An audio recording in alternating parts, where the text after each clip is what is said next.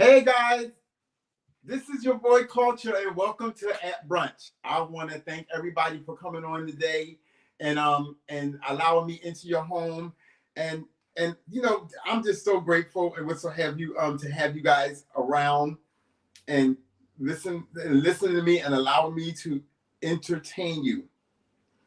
Hey, I got another quote for you today. Why get mad at the brother that brings you the news? Get mad at the one who's making it happen. Okay? All I'm doing is just entertaining you. That's what I'm here for. I'm just here to entertain you. Me, Culture, your man, your guy. Okay. Um, there was something I wanted to first. I don't know what something just came over me. It just left me. So I want to thank Amsterdam. For you know for allowing me to speak of them and what's happening. So we're gonna pour me a little drink here. It's Sunday. It's brunch somewhere. From what I understand, is brunch everywhere on Sunday, or there's no specific particular time. And let's give a shout out to Gay Pride. Happy Gay Pride, guys. You know, for all my brothers and sisters out there in the garden that is of the garden, which will have you. I want to say thank you. And I want to say happy Pride, okay? Let me just do a few things because I got to get used to doing this and get into the format of introducing the things that I'm promoting and that I'm sponsoring and that are sponsoring me. So Royal Blunts, I want you to, get yourself together. For those out there that smokes, that do a little smoky smoke with the, with the weed and what so have you. Go out there and get you some of the wraps. Go online and look it up and pick. They got many flavors. This is just a few. I mean, they got so much different flavors of infused. What you call it? What's the other one?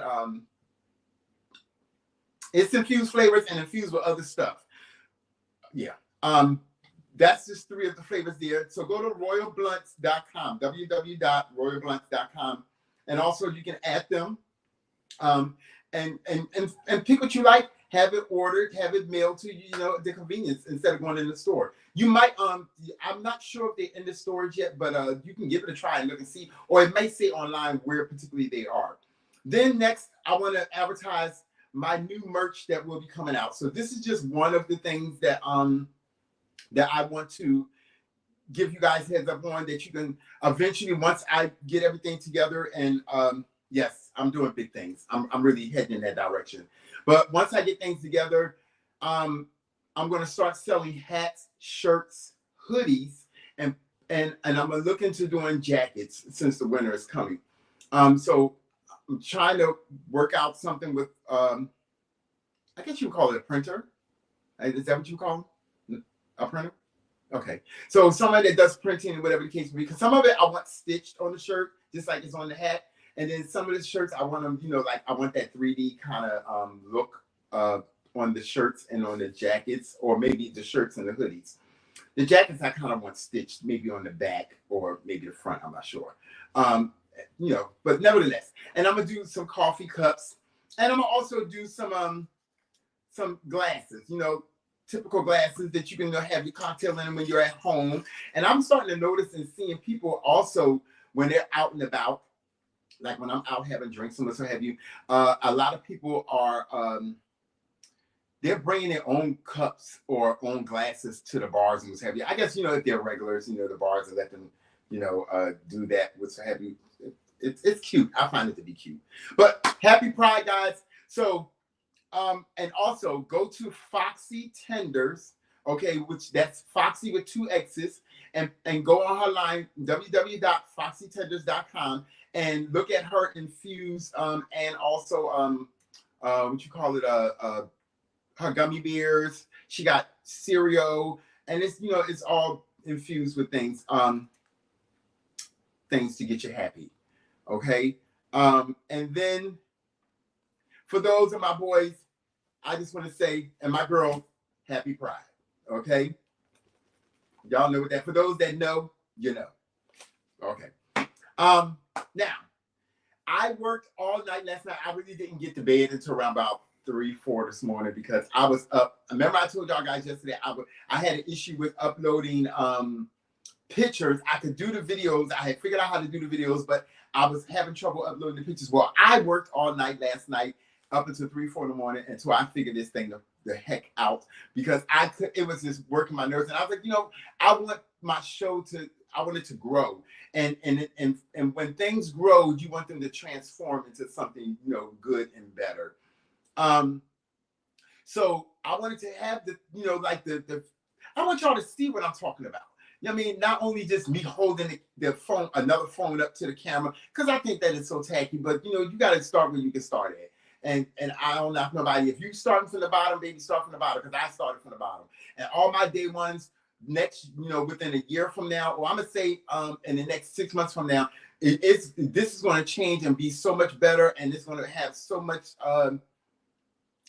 quality and sponsors, all kind of sponsors, what have you, about my show. To as I'm going to move from my studio that I'm at now to something bigger and better. Just watch and see, wait and see. You speak things into existence and it happens.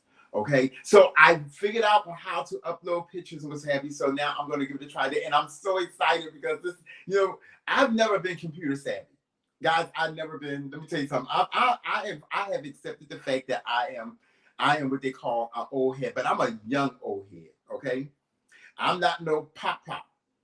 Okay, because I don't have no grandkids and I don't have no children, but I have nieces and nephews, and they call me. I'm uncle to them. I'm uncle, not Unc. I'm not Uncle Eddie. I'm Unc. I'm uncle. I'm sorry. But I'm 54, and some things it takes.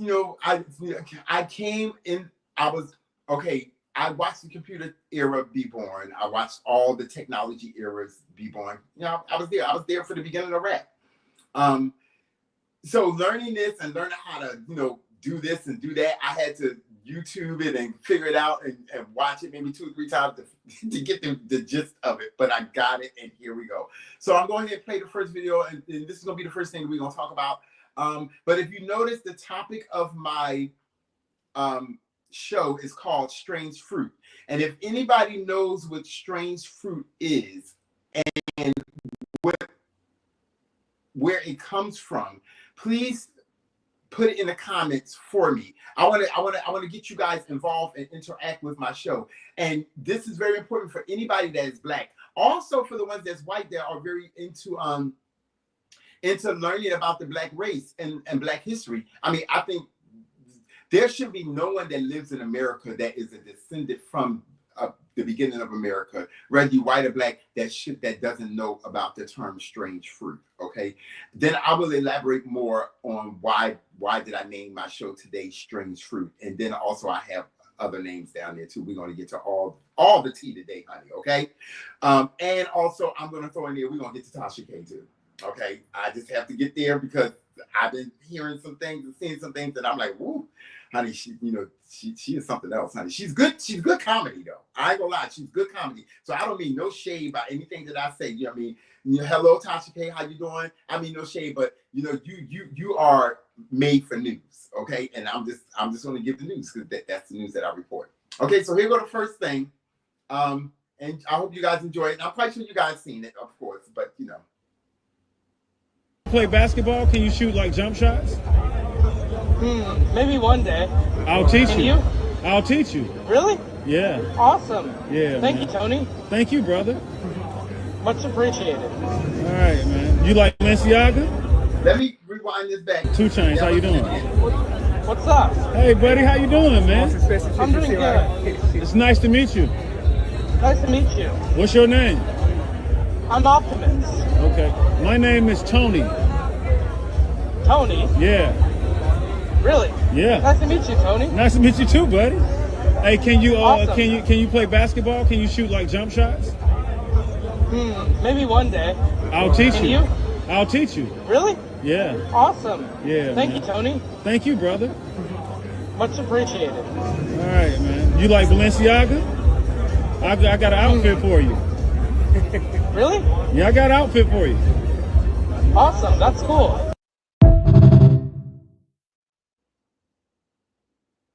Okay, guys. So I want to make sure I say this correctly. Because I'm trying to change my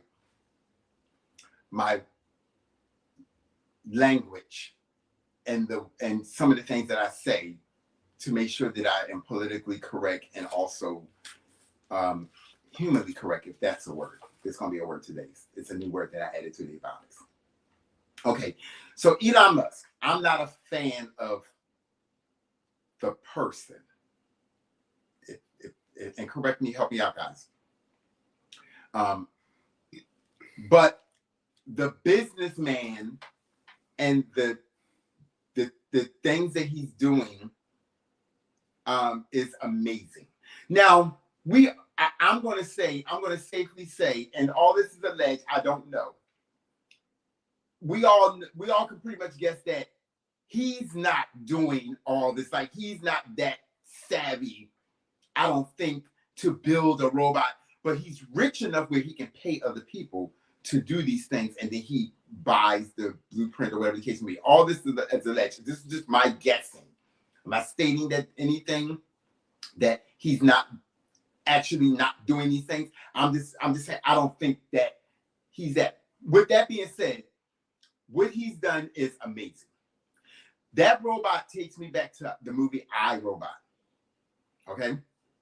And if you're old enough to remember, I, Robot was really the first awakening for me of what is to come in the future.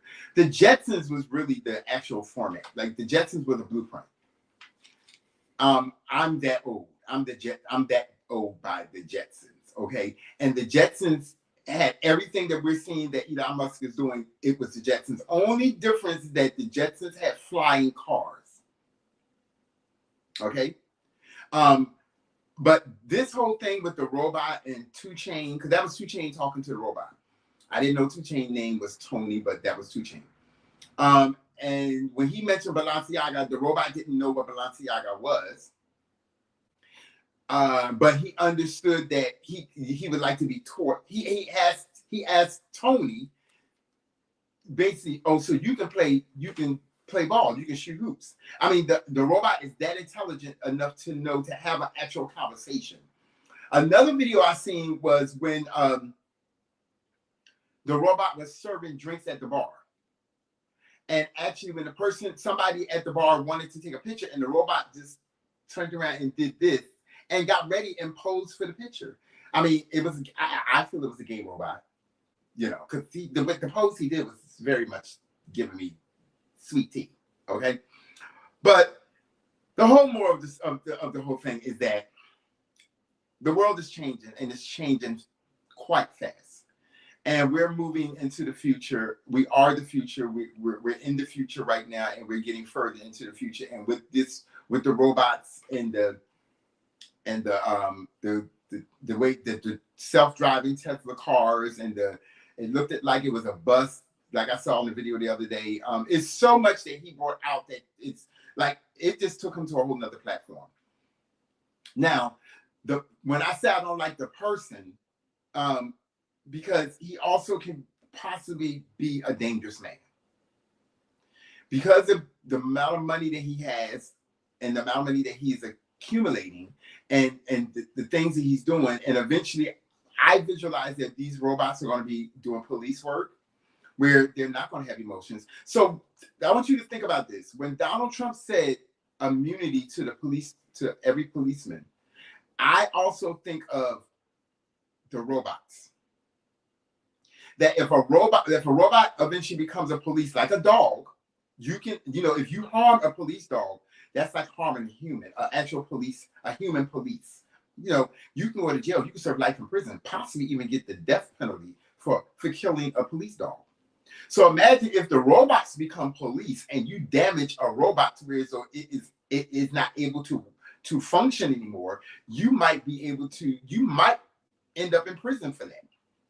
And even if that robot may have malfunctioned, okay, because I'm getting deep into this. Even if the robot may have malfunctioned and killed you by accident, basically what Donald Trump is saying that it would be it will have immunity to where it won't be charged. Now, what can you do to a robot? What's the word? Uh, Shut it down or something other, you know. So it doesn't bring that robot doesn't have no feelings.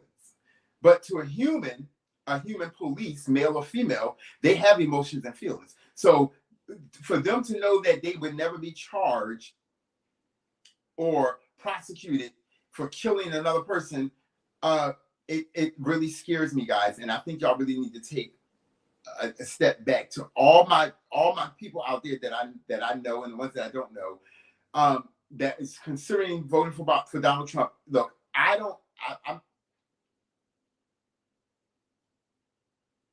if I know that you're voting for Donald Trump and the things that he's trying to do, let me tell you something. The killings that's been done by the police is a new form of lynching. This is what I feel. I'm gonna pivot into something else that's gonna tie into with this later on in the show. But the murders that the police does to black people, because they don't kill white people, and I have to say it. I mean, the facts are facts. They kill white people if the harm is if a white person is pointing a gun directly in them, and even directly at them, and even at that, I don't think that they will still hesitate on killing the person. They will probably shoot the leg or the foot or whatever the case may be. But for black people, they are trained to shoot to kill. They don't shoot for the leg, they don't shoot for the arm, they go straight for the head or the chest. Okay, so this is a new form of hanging, of lynching. No longer do they wear the white sheets. Now they wear the black and blue uniforms, and they drive police cars. Those are the new KKKs. Those are the redefined KKKs. Okay, and the robots can be used and programmed to police the communities with no emotion, none. So they can kill a person with no emotion and have no regrets about it. So I just wanted to throw that out there. Kudos to Elon Musk for the new technology and the new robots and what have you. I probably would never afford one in my lifetime. And even if I'm pretty sure within by next year I should be able to afford one, but I would never buy one. I don't want a robot in my house. I don't want to wake up and have some bitch standing over me. That would not be good. And I paid $30,000 for this motherfucking bitch, and now I got to break her down. What's the point? So I'm not doing it. I'm not doing it. I don't need. I'm not. I'm not that. Not naive. Naive. Self-centered. No, the self-centered. I'm not that self-centered where I have to have those things just because I can afford it. But once again, I'm gonna speak into existence. By next year, I will be able to afford to buy one if I want one. But I don't want one. So on to the next thing. Let's get on to this here. Let me see here. It's coming along. I think it's already here.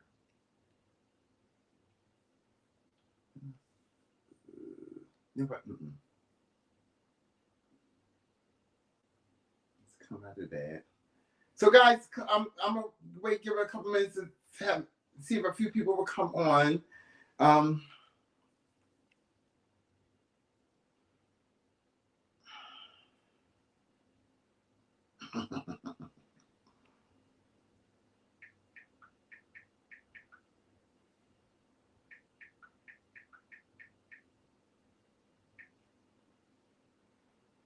Let me see here. Where is it? File. Okay, I know what I'm doing. I'm doing it wrong.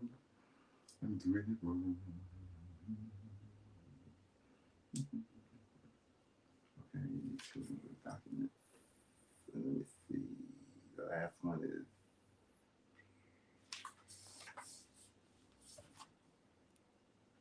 Is it this one? No, it's this one. I think it's this one. Okay, guys, I'm coming along. I can't wait to show y'all this new stuff that I got going on. I'm just waiting for it to upload. There we go. There. Okay, so we're gonna move on to the next thing. Whew, can you turn that fan on, please? Thank you. So here we go. Dun, dun, dun, dun. Dun, dun, dun, dun. Dun, dun, dun, dun, dun, dun. Here we go. I worked so hard for this. I lost sleep. Bam! Boom! Look at that. Look at that, boys. The picture is up there. Yeah, the picture is up there. Okay. So we're gonna talk about Nicki Minaj in this little segment here. I'm hot, and it might be the drink. So the other day I spoke of I can't remember his name because he's irrelevant. Really, he really is irrelevant to me. But Nicki Minaj's ex, if anybody remember his name, and I think he was also the one that slept with one of the girls from Love and Hip Hop where they did a video, a sex video. They was trying to recapture the Ray J and Kim Kardashian video when they did the sex video, which made Kim Kardashian famous and Ray J not. I mean, well, he's famous, but it didn't make him as wealthy as Kim Kardashian. But on the other hand, so he decided to, and I remember I can play the video. I think I have the video where he stated that he was gonna go to to Nicki Minaj's show. Baby, Nicki Minaj's husband was like, no, I'm not accepting this. So Nicki Minaj's husband wasn't happy after Nicki Minaj's ex pulled up to her tour. I guess he showed up maybe when she was in New York. I don't know where particularly this was at, but Nicki Minaj's husband don't play about his woman. Now, we all know what his past is. I'm not going to say it today, but we know it has something to do with him sleeping with a minor. They both were minors. Oh, they both were minors. Okay, so I'm sorry. Allegedly. Allegedly, they both were minors, but the way the story is written, he raped her. He raped her. Well, he did something that he shouldn't have done. I'm just gonna put it that way. I'm not gonna use the term. I'm not gonna say the word. But the story, the thing is that he don't play when it comes to his wife. Okay, we've seen how he stalked Offset. You know what I mean? When Cardi B and Nicki Minaj got into a little spat, and he felt that he wanted to involve himself into it. So we all know that he don't play when it comes to his wife. So now that the ex is coming into the scene, he didn't want to have that going on either. So at this point, I don't know what to say about this. I don't know if this is the end of this. And once again, I apologize for saying about what I said about her husband earlier. That wasn't true. But there's a story, there's a backstory with him about his past. We're gonna put it that way. But as far as the ex is concerned, Nicki Minaj's ex, I didn't know that he really was her ex. I thought Meek Mill was her ex. I didn't know that she dated him too. And if she did, her choice of men is not good. I don't think so. I mean, well, we can see that because look at the husband. You told Hypo to beat me. Let me tell you something. Baby, we all make mistakes in life. And I'm not going to be at the status quo that Nicki Minaj is. And I said yesterday, I didn't consider her the queen. And I know if she hears this, she's probably going to be mad at me. Or maybe not mad at me. I'm probably irrelevant to her. And that's okay. I'm okay with that. But maybe it's love. Maybe it's love. Maybe it's pure, true love, and that's it. Maybe he gives her and makes her feel the way that she's supposed to feel. And I'm not talking about as far as physical only. I'm talking about emotional, the whole being of a person. Maybe he does that, and maybe this particular ex didn't do it. And we all know that Meek Mill wasn't probably doing it either. And we all know what status he moved to. He was going to the parties, and that's not legs. That's facts. But nevertheless, So you have that right there. I hope they figure it out. It's too funny though. But you know, once again, it made him relevant. It made her ex relevant. Whereas so now he's back on the scene. He's being talked about. Because even I'm talking about it, but you know, it's news for me. You know, it's entertainment news, and I love doing it. I love getting it. So, guys, there you have it. Nicki Minaj's husband was not having it. He was not playing. He did not want him there. You know what I mean, and I can't understand why. Because I mean, if he paid the money for the ticket, and he's not behind stage, and he's out in the audience, then I don't know what threat he can be to her or to her husband. The husband is married to her. Their marriage appears and seems to be strong. So I don't know what the problem be, but you know, her husband is very protective and very he appears to be very I don't want to use the term jealous. I think maybe he was jealous of Offset. That's what I got when I saw the video. He's talking about we outside. We outside. Yeah, I mean, I didn't get it. I mean, of course he doesn't have Offset money. He don't have Offset coin. So maybe that's why he was jealous of Offset. I don't know, but at the same time, I just think he needs to get a grip on himself and realize that you are married to this woman and that you won. You're the winner. He's exactly what he is, an ex. And he's not one of those exes that has a possibility of coming back into her life and stealing her or taking her from you. I don't think she even want him. He don't even, no. And he probably got just as much coin as her husband by himself without her. So they on the same level as far as I would think financially. But at the same time, Nicki Minaj don't want that man. She don't want him. That man done played and swam in too many what you call them, creeks and murky water, to where though to go back to that, we really have to look at her sideways. Okay, so there we go there. Alrighty then, guys. Let's bring this here. I don't know what that is there. Definitely, I want to go to the next thing.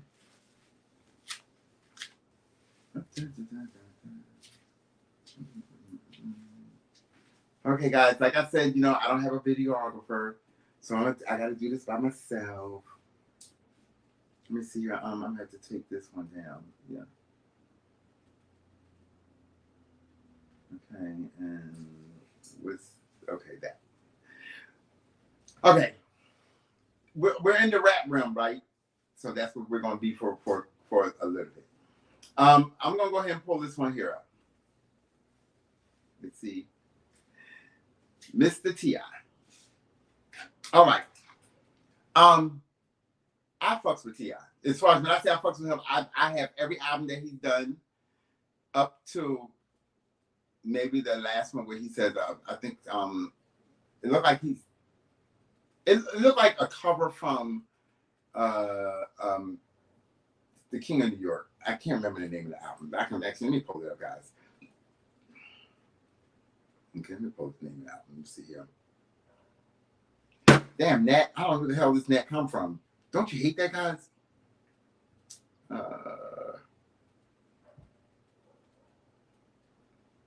Okay, so the album that I have, the last album that I have that I purchased is Us or Else. No, not that one. This one here. Paperwork.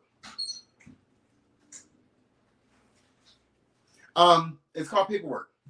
So I don't then like I said, I have every album from that being the last album that I purchased to his very first album. And I'm a fan of T.I. I really am. Did I see this coming? I did.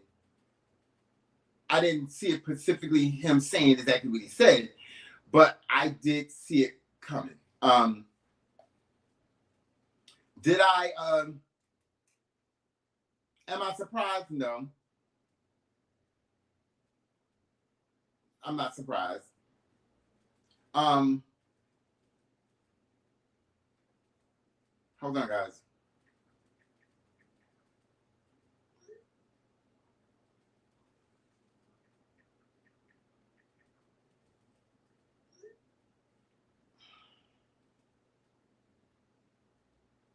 Um,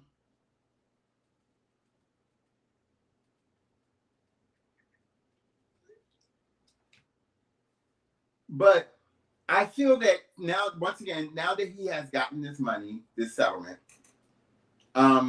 he feels that he doesn't have to do rap no more.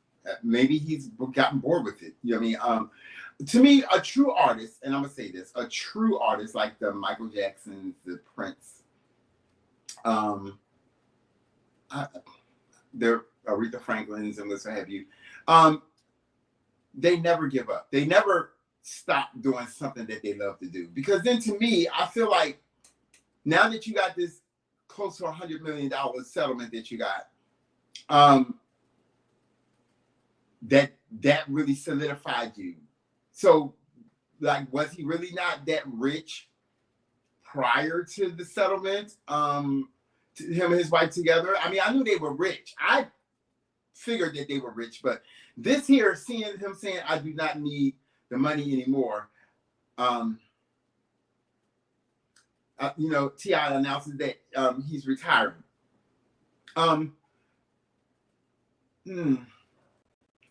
It just that wording, it just gives me the, you know, that okay, now I'm really rich, like that, like bitches, I'm really rich, like I'm up there with Jay-Z and them now. And rightfully so, he's earned it. It's his. And he won it, whether he won it or worked for it. He still worked for it. He paid a lawyer to, you know, to handle the case and and they won. So he worked for it. It's his. But to give up to just say that you're not going to do your craft no more. And we've seen a lot of rappers that would use the term, "Oh, I'm going into retirement." If I'm not mistaken, I think Jay-Z done it before. I think Kanye West done it before. I don't know if Lil Kim done it before or what have you, but we've seen a few rappers claim that they was going into retirement, and then a year or two later they come out with a new album. You know what I mean? Just that, you know, I guess to kind of hype up the crowd. So I don't know if this is like something that he's doing right now to just like build the momentum, you know, to the fans out there, so that they let me turn this down, guys. So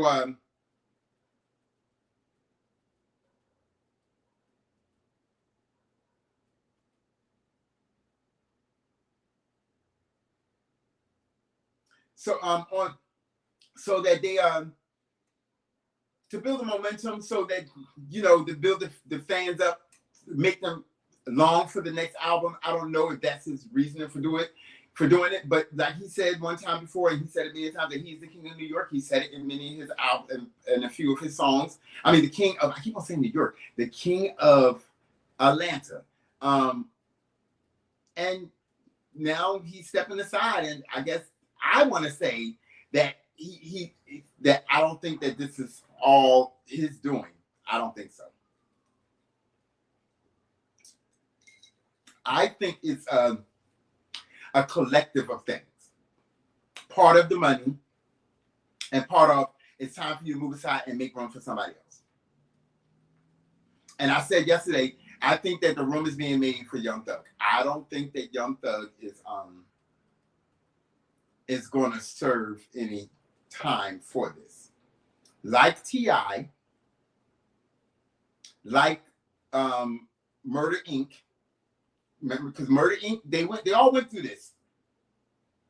Murder Inc., those are the two that I know of that went through something like this, and they all came off on top. But whereas though they walked away unscathed, and it seemed like they plateaued. Now Murder Inc., it seemed like they just like after the trial was heavy, they just kind of went down to me. And then now Irv Gotti, you know, I think ever since Ashanti, you know, she came back out of the scene before she got pregnant, before she got with Nelly. It's just like he couldn't deal with it no more. Like he really realized that he fumbled the bag, which I don't even think he ever had the bag, but I think he He just never had the bag. I'm just gonna put it that way. He never had the bag. But I am sad to hear that T.I. is not gonna do no more music. Now, maybe there's nothing else in him as far as when it comes to rap. Because to me, rap is an art. It's like a Mona Lisa. You know, not every rapper, definitely not every rapper, particular rappers. And the ones I'm gonna mention, T.I., Future, oh my God, Tupac, Biggie, Lil Kim, Foxy Brown, Jay-Z. I'm gonna even throw in Beyonce. I'm gonna throw in Cardi B. I'm gonna throw in Nicki Minaj. I'm gonna throw in the Amigos together individually. I'm not. I haven't purchased Offset album. A single, yes, but the album, no. Nothing that moves me that where so I can find 4 songs on an album that makes me want to do something. So those are the ones that I feel that, you know, they're like a form of art. And to hear that, like when I was listening to his music earlier, I was like, you know, the man, you know, he really has some classics out there. Like there are really some classics. And I've been in Atlanta for 10 years now. God knows I didn't expect to stay this long here in this city. But I've been here that long, and I've seen in 10 years I've seen enough. And I was a fan of T.I. before I moved from Charleston, South Carolina. It's sad. You know what I mean? But at the same time, I wish him well. I wish him much more prosperity. Him and his family. Congratulations to his son having a baby, or about soon to have a baby. Congratulations to all the accomplishments and all the positive things that's happening to him and his family, him and his wife. Excuse me. I wish him well. And this is coming from a true fan. But I think that he's making room for the next person of Atlanta. I mean, he will always be king. I said this yesterday. Just because he's moving aside, they'll always speak of his name. Okay, he'll always be down in history as this, you know, this rapper in Atlanta that held it down, did the damn thing. Like, I mean, I think, and correct me if I'm wrong, wasn't he out before Future? Wasn't he out before Future? I think so. So, kudos to him. You know, you don't get no better than that. You know, when you have the option to retire, you know, you don't have to do it no more. He don't want to do no more shows. He said he don't want. I guess so. He might do a guest appearance, and I would imagine that you're going to have to pay heavily for his guest appearances. Okay, guys, make sure y'all fix yourself a drink and and enjoy this tea that I'm giving. Okay, don't sit on this tea now. Don't sit on this tea. All right, so there you have it. That's T.I. is retiring, guys. And it's sad to say. It's just sad. So we're gonna go on to the next thing here. Let me see here.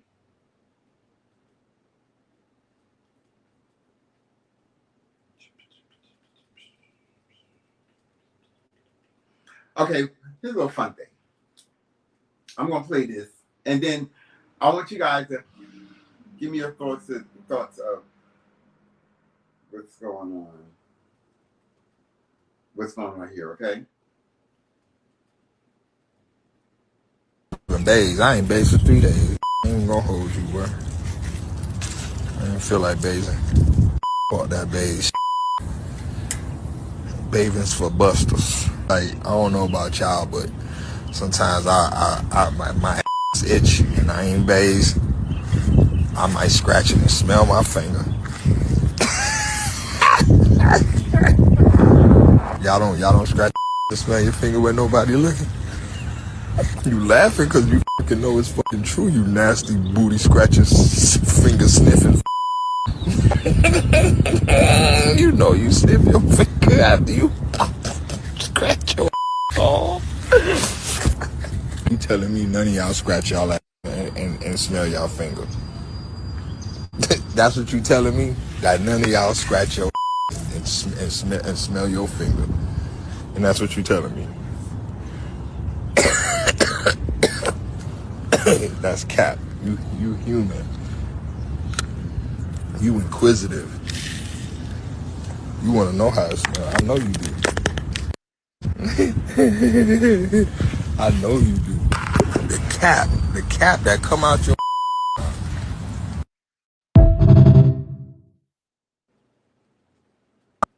Okay, so let's have this conversation.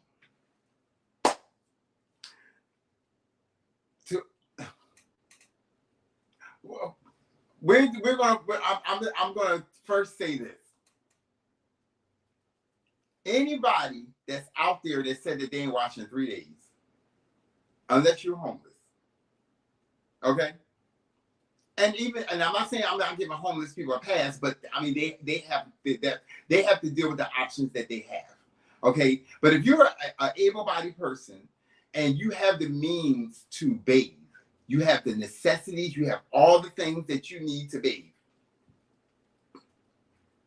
why the hell are you out here posting a video saying that you haven't washed your ass in 3 days, and that you're proud of it?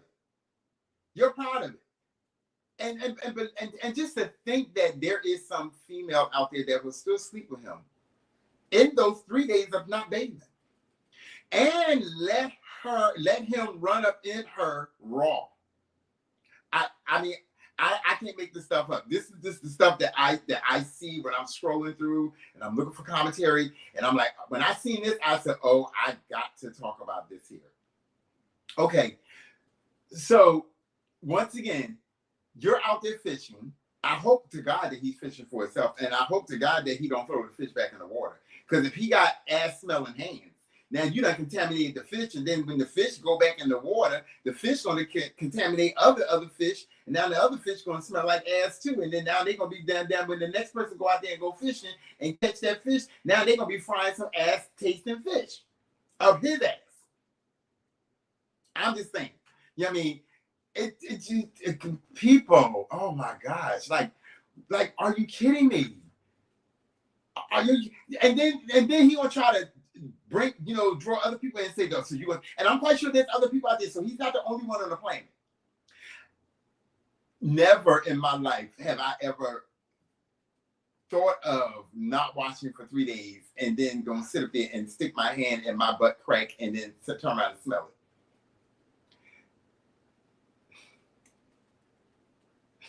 it. I mean, what there is a. But I know some people, I used to have a cousin that used to do that. Let me tell you, I'm not going to call his name. God rest his soul, and then there's another one too. That wouldn't wash. One was still grown in his 40s that barely bathed, and then the other one was younger when he was a teenager, and he wouldn't wash, but he would change clothes and put on a new t-shirt, new clothes, new socks, and this, that, and the other most of the time. And he maybe will watch maybe once or twice a week. But I'm just saying, but the generation today, and I'm assuming now, I don't know who Gunplay is. Once again, I don't know these. I'm assuming he's a rapper. I don't know who he is. But what I do know is that y'all females out there, y'all have the information. So know that when you see him out in the club with his homeboys, or he may be out by himself, he may be riding around, and I don't know what he's riding around at. I don't know what his level of status of financial is, if he's driving in a Bugatti or whatever the case may be. But just don't get caught up, ladies, by the look of what you see. Scratch the surface, honey. Get you a white cloth and go between the cracks of them nut sacks. Okay? Wipe down there with a white cloth, or get you a baby wipe, whatever the case may be, and then just go ahead on. He may not like it, but just go on up there and scroll on up in between the crack of that booty of that booty crack. And if it come out the color of this hat, you might want to leave that alone, because you're gonna end up with some good old nice old seasoned yeast infection. Okay, it's gonna be seasoned. It's gonna be seasoned with Lowry season, some good old what you call it, oh my God, all kinds. some black pepper, some Cajun, cayenne. It's gonna be spicy. It's gonna be real tart. Okay, but then you gonna turn around, and then when he go to run up in there, it's gonna have all kind of little pockets of little zesty stuff that's gonna be running up in you, and then you're gonna be running up in the hospital talking about, I think I have an STD. Well, bitch, you got it on your own because you knew what the fuck you was. He gave you he gave you the information. It's there. He's telling you right there that he ain't watching 3 days, and that's not the first time. So if he ain't watching 3 days, baby, that particular time when he did this, when he decided, I don't know what he was thinking when he posted this video.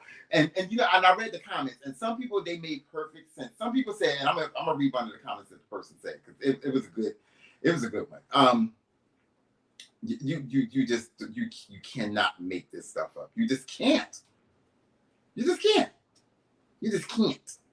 So one person said, anyone, and I mean, and let me give her name. Keep Wandering 54321. That's her name, or her or his name. The person says, anyone, and I mean anyone who support. Okay, I'm sorry, that's the wrong one. Let me get to the right one.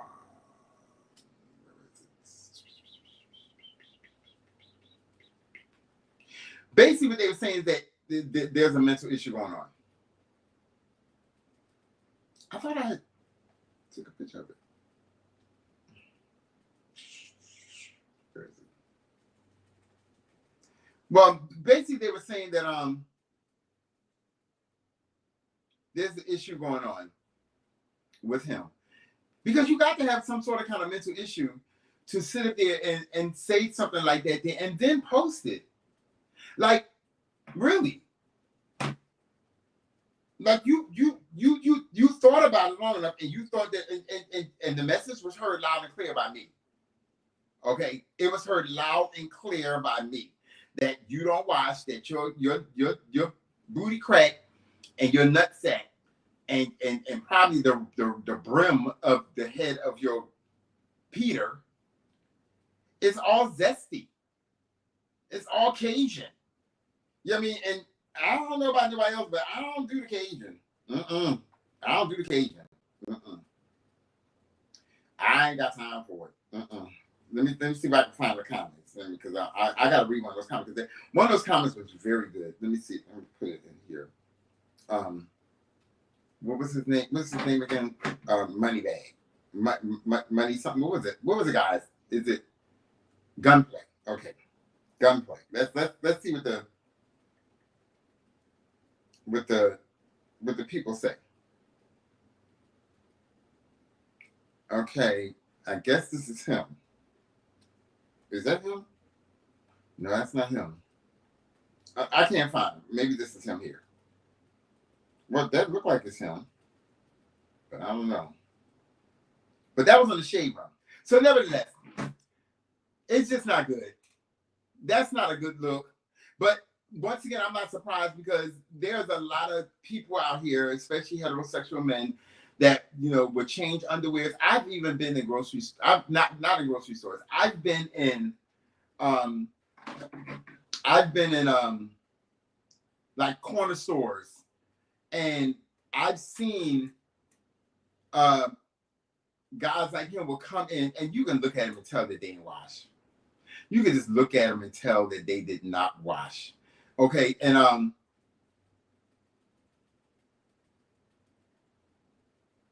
I've seen them well,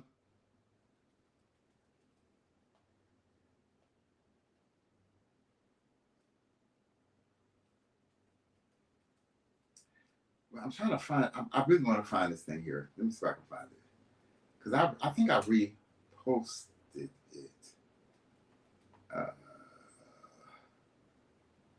I'm usually good at that, but this time I didn't.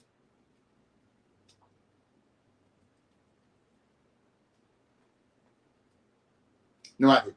So I've been in stores, corner stores, and what's have you, gas stations, what's have, and I've seen guys come in, look like, and would literally take off the shirt in the store that they already have on that they walked in with wearing, and then put on the shirt a white t-shirt that they bought from from the Chinese store or Asian store or Indian store over the counter and put it right on. Ain't bathed. You can tell they ain't bathed because when you look at the pants look kind of dingy, and they can be dark blue pants. You look at the underwear, most of the time they got on boxers. They don't usually never have on really or color boxer brief. They very seldom wear white anymore. So you can't really tell, but you know that shit is zesty. You know it's zesty, child. You sit there. You know the yeast infection and all type of STDs and all kind of stuff. And these women be wondering why they be walking around here scratching and smelling like a whole spoiled damn motherfucking banana pudding. You know, y'all be looking like y'all just. Then y'all go down there and put your mouth on it. Do all the things. I mean, just all of it. Like, who the fuck does that? Like, I don't know about y'all, but I gotta do a scratch and sniff. You so hot on to beat me. Let me tell you, I got to investigate before we go any further. I got to make sure because the guys today, you just don't know. You just don't know. You know what I mean? So I'm just giving y'all a little tea, little understanding. Y'all can take and do with it what you want. It don't resonate well with me. Okay? It don't resonate well with me.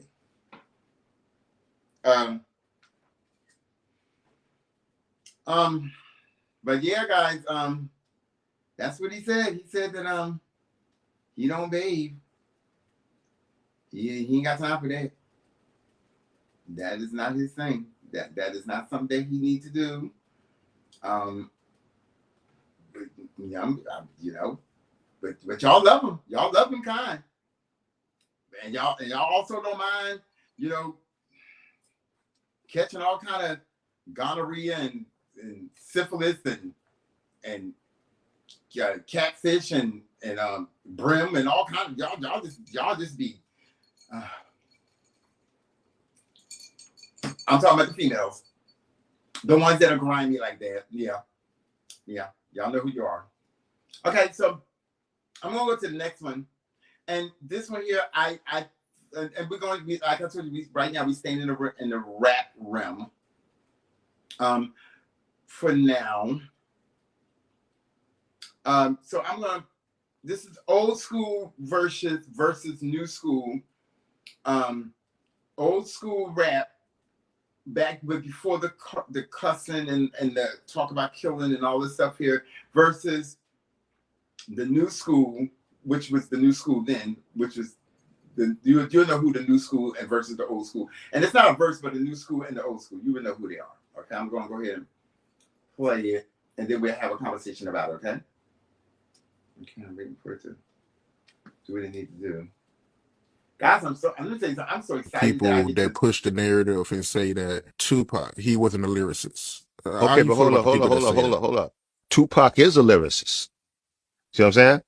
It's just that he's not one of those lyrical MCs that spit stuff, but his stuff is, he spit deep lyrics that touch your soul. So I do consider Tupac a lyricist. Even though his stuff is about substance, I do consider him a lyricist. Remember, guys, I'm sorry. That was me. Please forgive me. Because it's like this here. You have to be lyrical to touch someone's soul, to make someone feel like, yo, I don't know this man, but he knows my pain. I do consider Tupac a lyricist. I would never, ever say that he's not a lyricist. Carry on. But I'm sure you hear that a lot, right? I mean, and to be honest with you, you being from New York, people from New York is really the ones that's pushing that narrative, if we're being honest. I mean, I've heard it all over. But I mean, it's like, I guess it's really based on how you define a lyricist. Now, how I define a lyricist may not be the same way you do, or anybody else, or someone else. You know what I'm saying? It's how you define a lyricist. If your definition of a lyricist is someone to make you want to break the rewind button, someone that, got amazing punchlines, You know, someone that knows how to use great metaphors and similes. If that's your definition of a lyricist, then nah, you're probably not gonna call Tupac a lyricist. Okay, guys. Hey, baby. My niece is on. What you mean? What you mean? What's this, baby? Can you see me?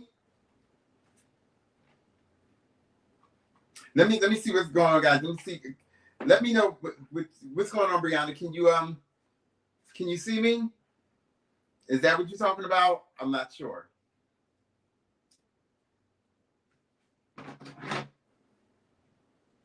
I'm not sure what you mean. You got to elaborate a little bit more, baby. A little bit more.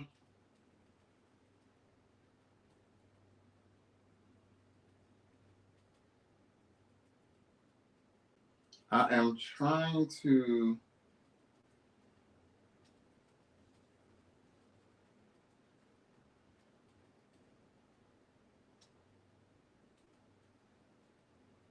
Okay, guys. Let me see what my niece is talking about, because I want to make sure that I'm being seen, guys, so that all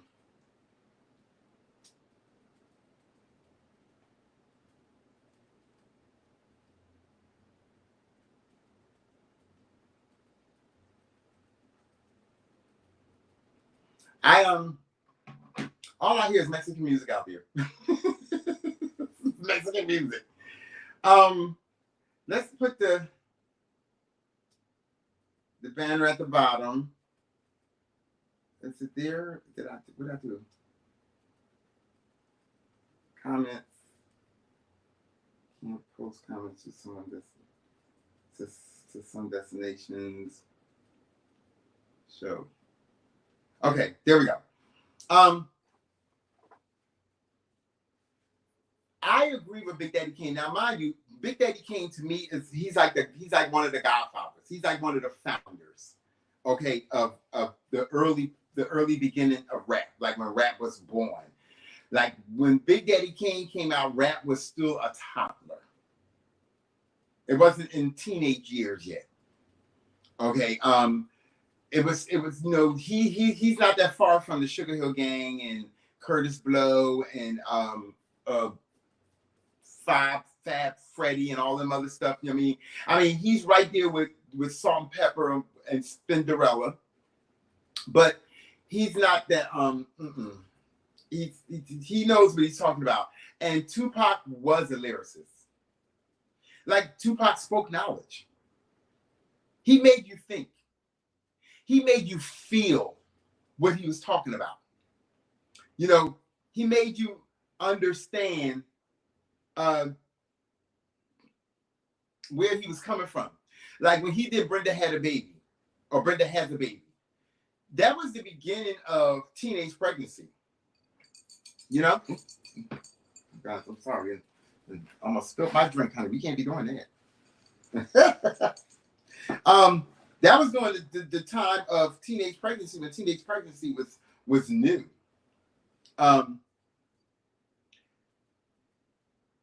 And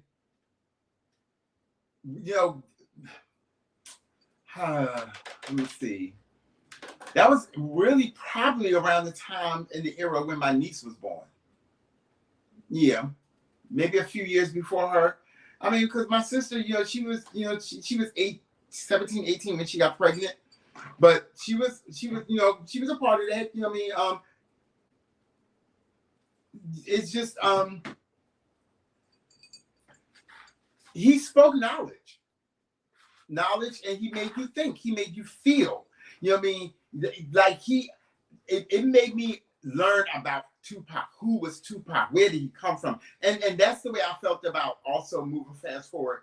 After he died, then T.I. later on down the line came on the scene, and that's how I felt about T.I. Like I wanted to know who this man was, because his lyrics was so not only provocative but educational, knowledgeable, and I'm speaking of T.I. You know what I mean? And T.I. made you feel. He made you feel what he was saying, where he was coming from. He made you he made you want to be that, try to achieve that, try to get to that. You know what I mean? Get to that bag, whatever the case may be.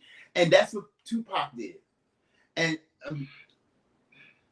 like when you look at T.I., you looking at a seed of Tupac, a descendant of Tupac. That's what I get. The Tupacs, I mean the T.I.s, the Futures. To me, Future is a whole different kind of rapper. He gives me that funkadelic, that babe, I'd rather be with you. Yeah, I can't remember his name or whatever, but it's that funk. That's what I get when I listen to Future. When I listen to T.I., I get that a mix of Ron Osley, a mixture of Al Green, a mixture of Tupac, a mixture of oh my gosh, I mean, he's just a pot of gumbo. It's just a lot. It's a lot, but it's all good. It's all good. I promise you. It's all good. Let me do this, guys. I want to do one more thing because I want to get to the next thing.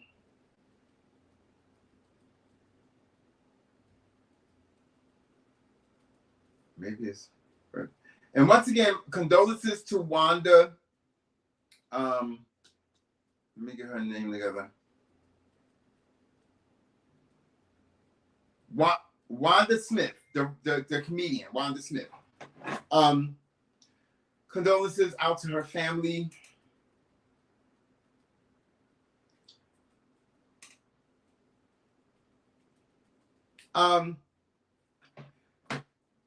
For their loss, it's sad to hear that she passed away. And I pray for the family and pray that they find some healing in whatever, however, whatever happened in the coming of her death.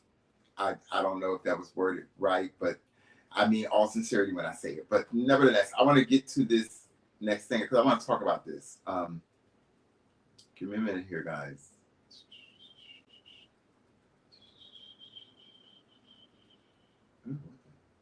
What the hell is that?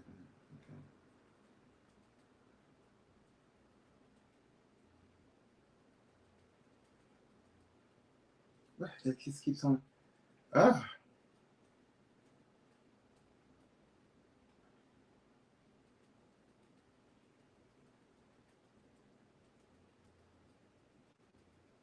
And I need to do a little bit more better screenshotting with this, but I'm gonna get better at it. Look, I'm just learning how to go into it now. So let me see here. Let me go on up here a little bit. I think it's right here is where I want to be.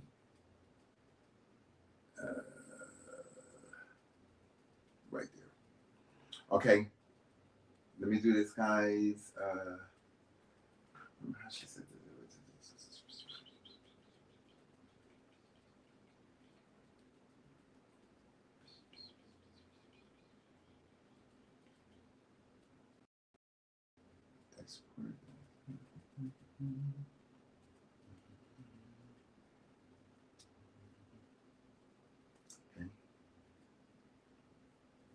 Then, ooh.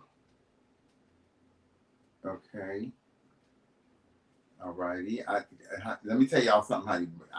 I've learned how to do this now. So I can do this, and as I get better, I'll start having it all put together as I go along. But once again, you guys are growing with me, so we're going to go through this together. I mean, it's all a part of growing. It's all a part of doing the things. So now I go. Where do I go at again? Okay. All right. So I saved it. So now I can go back to here. Alrighty, and I'm gonna upload the next thing.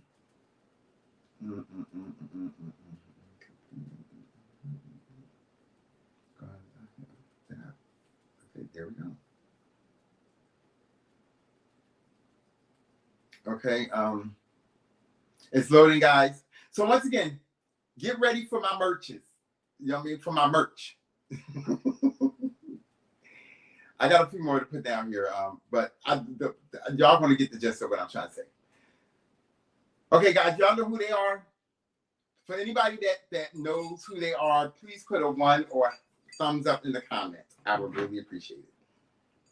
I would really, really appreciate it. Like, I really want y'all guys to interact and enjoy this whole thing with me. Okay? I want y'all guys to interact and enjoy. Okay, so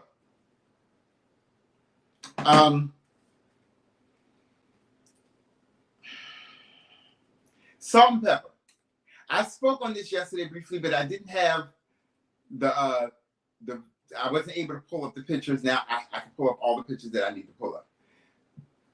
They're about to come out with a biopic. I think it's a biopic of themselves. But how can you do a biopic of the history of y'all and not include Spinderella? Y'all have her in there, and from what I heard, maybe 3 times that she was seen throughout the whole video. But that girl has been with y'all. She's the original Spinderella, but she's not the original. The original they had, I remember from back in the day, they had the original Spinderella back in the day, and I think she did maybe 1 album. I'm not sure. But after that Spinderella left, I don't know for what reason why they left or whatever the case may be. This Spinderella came on the scene and has been with them up until this very day. So how can you do a biopic about y'all, and not include her in every aspect? Like, she was there. And every video, pretty much, if you look, in every video of the What a Man, to Shake That Thing, to Let's Talk About Sex, she's there. She's relevant. And I don't like the fact that I expected more out of the 2, Salt and Pepper. I really did, because I thought that they were better than that. Now, Salt, I kind of could see her being shady like that there. You know what I mean? I don't know why, but I just get that kind of energy from her. I've always got that kind of energy from her, even from back in the late 80s. You know what I mean? Middle to late 80s. I always got that from her. Like, she always felt, or she always acted like she was better than anybody in the group, that she looked better and this, that, the other. And I'm not sure, is she Jamaican or something like that there? I know she's something. You know what I mean? But I've always gotten that from her. Nevertheless, the point that I'm trying to make is that out of Pepper, I didn't see that. I just didn't. I mean, I didn't see Pepper being religious when she back then, or back in the 90s, the late 90s, when she was saying that she was she's into God and all the things and what have you. And but she really didn't want to do the music no more, because it was not what she was into anymore. But then you agreed to do this movie or biopic of yourself, and you agreed to not having Spinderella throughout the whole thing. Like, the two of y'all just want to make it about y'all. Like, when we know the ones that come from, now you might be able to fool these young people today, but you can't fool me. I come from the era that y'all come from. We pretty much the same age. I love y'all music. But you ain't gonna sit up here and tell me and try to make me believe that Spinderella wasn't there. She was at every show, every concert. Now, although I didn't go to y'all concerts, but every album that I bought, she's on the front cover. She was in the album, the photos. She was mentioned throughout the, each album, what have you. She's mentioned on songs and what have you. Spinderella. She has some lead parts in some songs and what have you. So how could you not put her in there? How could you not put her all through the entire thing? I'm just trying to understand how is that possible? Y'all, this drink is so good, and my ice done melt. I gotta get some more ice. I have to get some more. I cannot drink this without some ice. So if you guys don't mind holding for a minute and let your boy Culture get some ice, I would greatly appreciate it. Yeah. Yes. So give me one moment. Okay.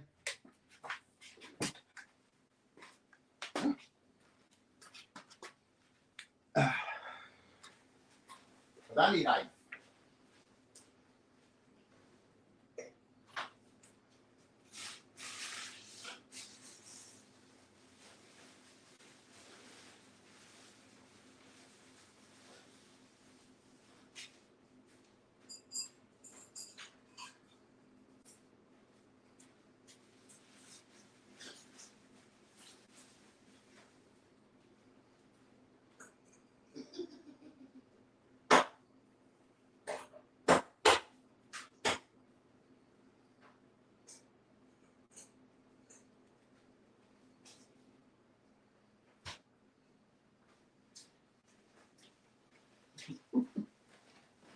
Hey guys, I think I got enough ice now. Okay. Yeah, so I just don't think that it's right that they are doing Cinderella like that. I don't think that's fair. And I saw an interview that she gave, and she was so polite and so what's the word? She was so polite and she didn't speak bad about them at all. She threw some things that make you think. And she stood her ground on, you cannot erase me from history. And that was directed towards them. And she put out, she was like, you just can't. Like, I'm a part of it. And that's just the bottom line. So there you have it. You can't do that to Cinderella. You just can't. You just cannot do it to Cinderella. Let's see. Let's get to the next thing, guys. Let's get to the next thing. How y'all liking the fact that I can upload stuff and what have you, and put some stuff. So we're gonna stay in the realm of rap. Okay, here we go.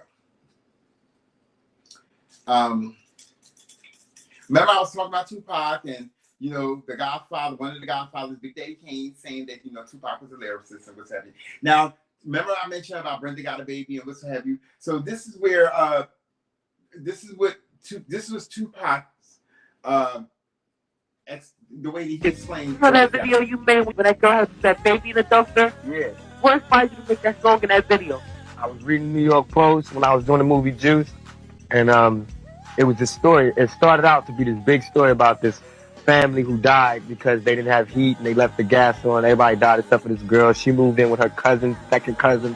She started dating her second cousin. He got her pregnant. Nobody noticed she was pregnant. She had it. I was like, dang. And it was over a week, but the story kept getting smaller, smaller, and smaller. And I was like, this is like very important, more important than Juice. To me, it was a bigger story than Juice. And right now, nobody talks about that. No young black males, no black males talk about black females like we should. We need to take more responsibility for our sister, because if we don't, who will? Okay, guys. So right there, he took someone else's experience and he took an era and made it into a song and told a story. Okay. And if you've never listened to Brenda's Got a Baby, listen to it, because it's still prevalent today.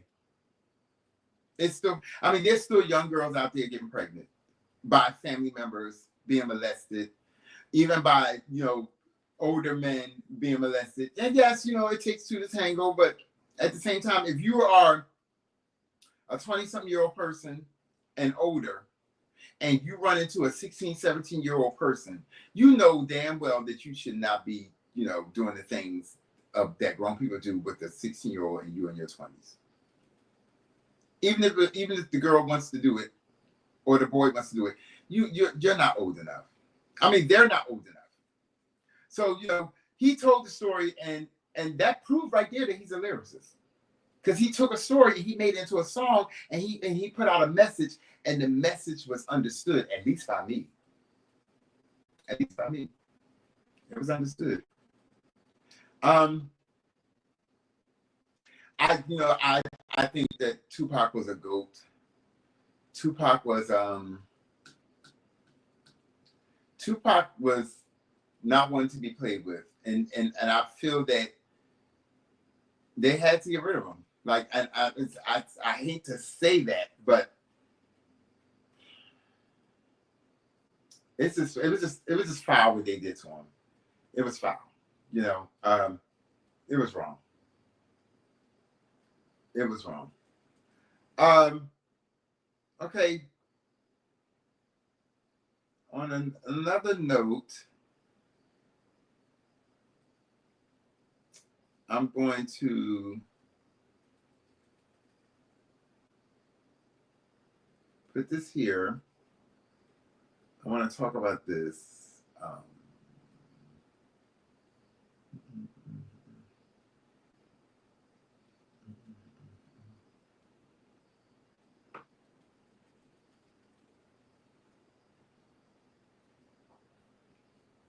Guys, I'm learning how to add stuff to I'm gonna keep on doing that.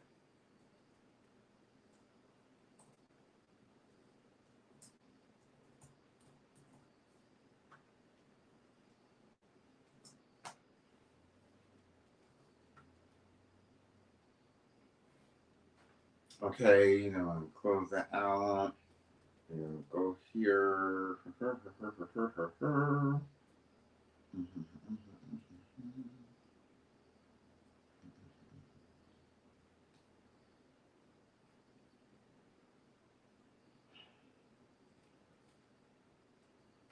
Okay, let's see here. Is it there? Okay, is it coming on? We can delete this. Okay, we can add this to the stage. Is it there?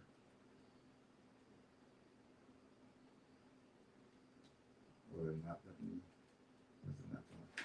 What did I do wrong here? Ah, I don't know what I did wrong. That's supposed to be the PDF.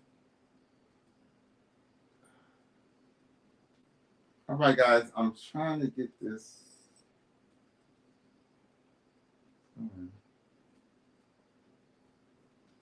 Let's see here. We gotta close this out. Okay, and maybe this how we're gonna remove. Let me see if I can add it again.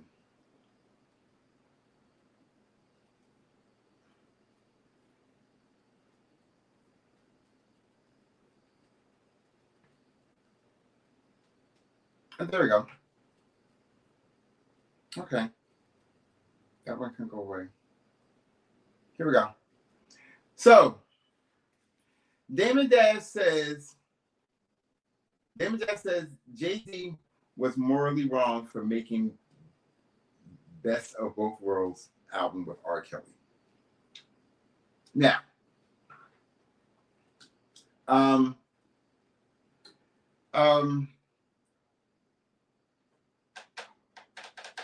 wasn't there, so I don't know specifically, but I'm going to play devil's advocate, and I'm going to say you were a part of that whole Ponzi scheme too as well, Damon Dash.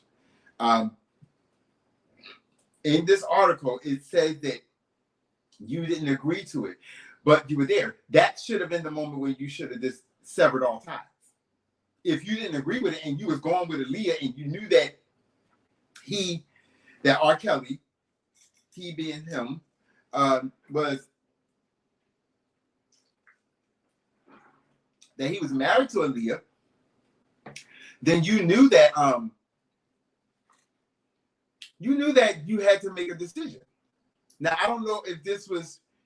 I'm assuming this was after Aaliyah's death. That picture, or maybe Aaliyah was still alive, because Jay-Z looks quite young there.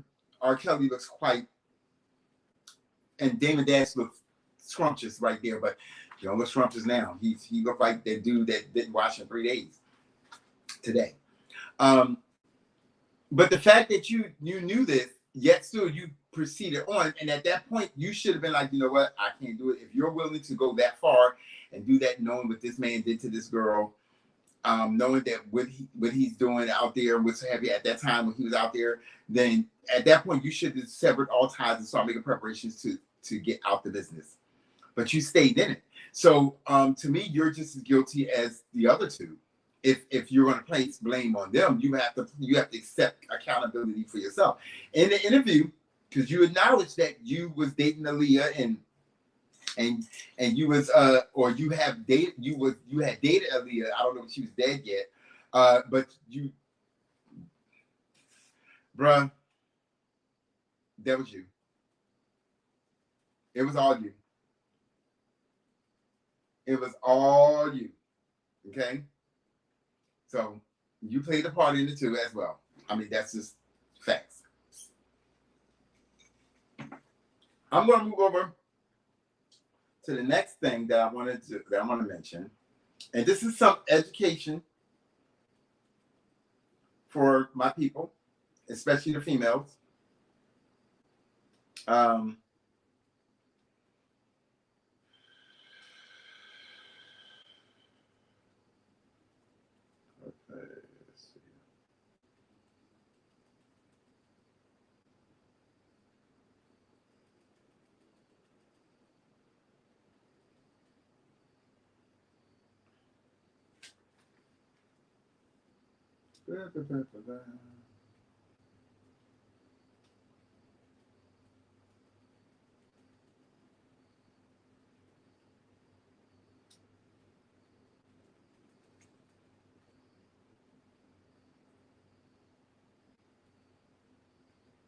What did I do? I did something wrong.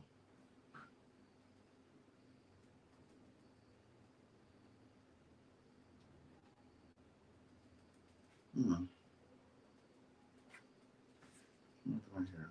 Let's see here. Is it here?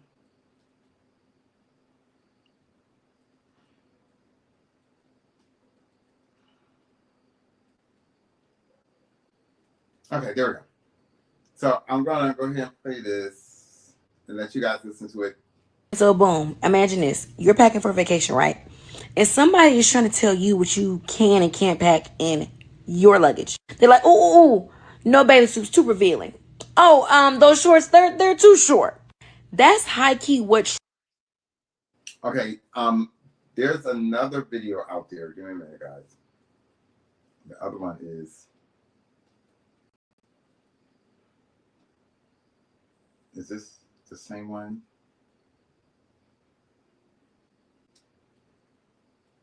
Let's see.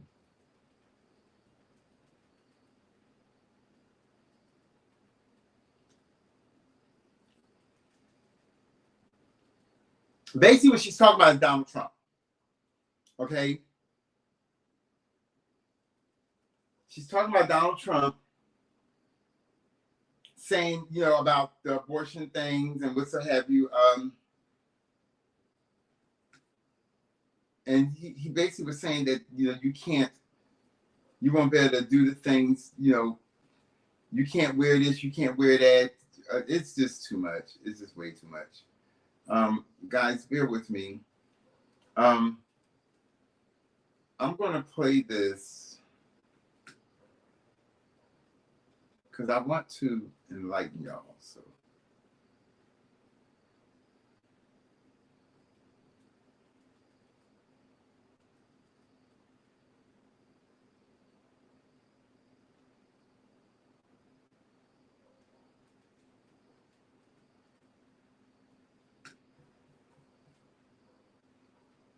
Be patient with me, please, guys. Please, please, please, please, please.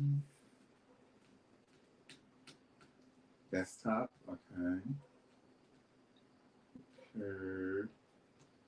Where is it? I don't see it.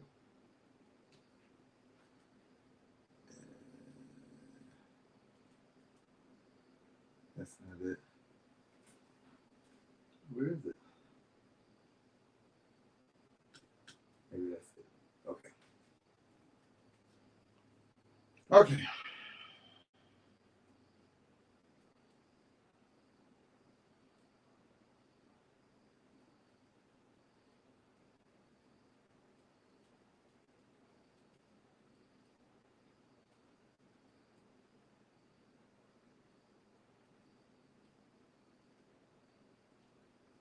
Okay, I don't know what this time is. What's it saying to me?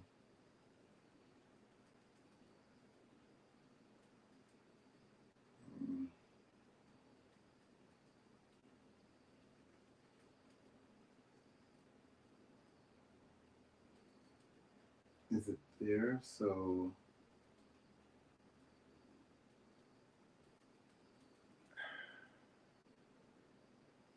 save this PDF. Oh, okay, but I know it. My stupid behind.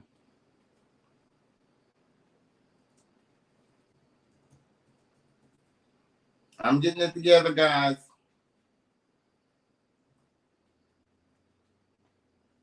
Okay, so now close that. Come out of here. Save this. Okay. Ooh, no, why am I doing? Oh my God! Wait a minute. Wait a minute. Wait. We're gonna come out of that. Okay, so let's go back into this. Oh, come out of that. Oh my gosh. Where did that go? Did I? There we go. Okay. Let me close this out. Get rid of that. And upload this next slide for y'all. When you got to do the work yourself, buddies. Okay. It's loading. Let me tell you this. Puffy have more stuff on him than a little bit. Okay, I meant to exit out that part there. But it says Diddy seeks house arrest as he awaits sex trafficking trial. Baby, they done turned you down 3 times. You ain't coming home. Look how long was it R. Kelly? Was it R. Kelly? Or was it oh my God, who was it? It was somebody that sat in jail that they would not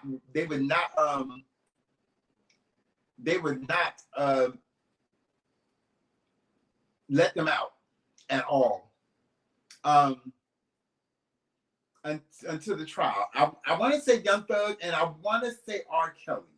Because Young Thug's been in there since they locked him up. Like, they is not letting him go. I think also they fear that he may that he was going to flee or whatever the case may be, try to escape or I don't know what. All I know is that he's doing everything in his power to try to get out, and this is not working. It's not going to work. Them people, they're not going to let you go. And let me get this here. We got some more now. There's some more coming. You ain't done with the ass whipping. You gonna get some more. We got some more for you. Let me see where it's at. That's one. Is this the other one?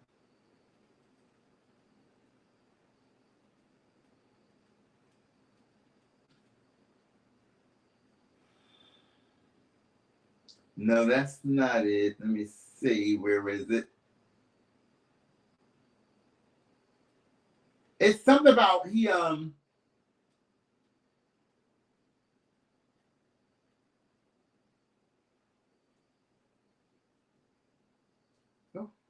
It's something about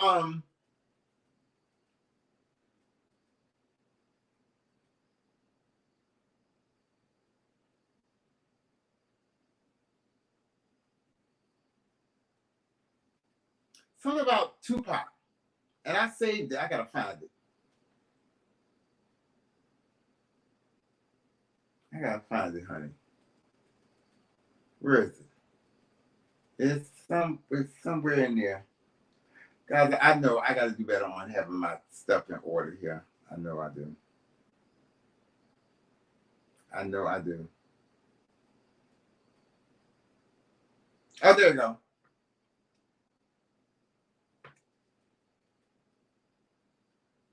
There you go, right there.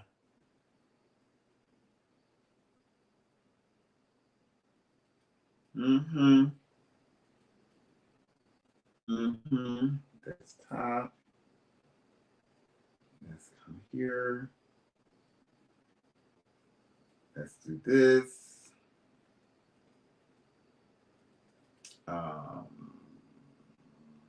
is that? There we go. And I got this down packed now, y'all. Ooh, wait a minute. Cancel.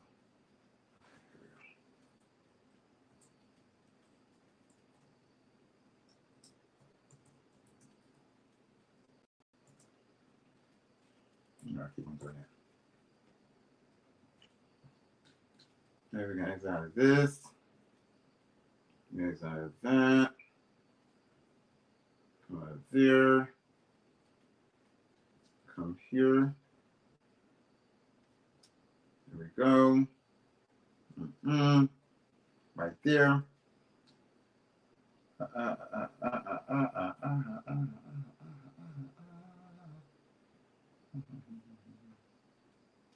Right there. And I'm getting the next slide ready for y'all. There we go, right there at stage. So here it says, new twist, prosecutors collaborating with feds on Diddy's alleged ties to Tupac murder. Baby, they are trying to go after him on every level that they possibly can. Like, the Tupac family had already stated, they had already put out there that they was going to request or try to get him charged with or have them look into the murder of Tupac, because they believe that he may have allegedly have had something to do with Tupac's murder. I also feel that way about Biggie. I don't think that, like, if I had to be a conspiracy theorist, or if I can play conspiracy theorist, their death doesn't look accidental to me. What I mean by accidental, it was definitely by somebody else's hands.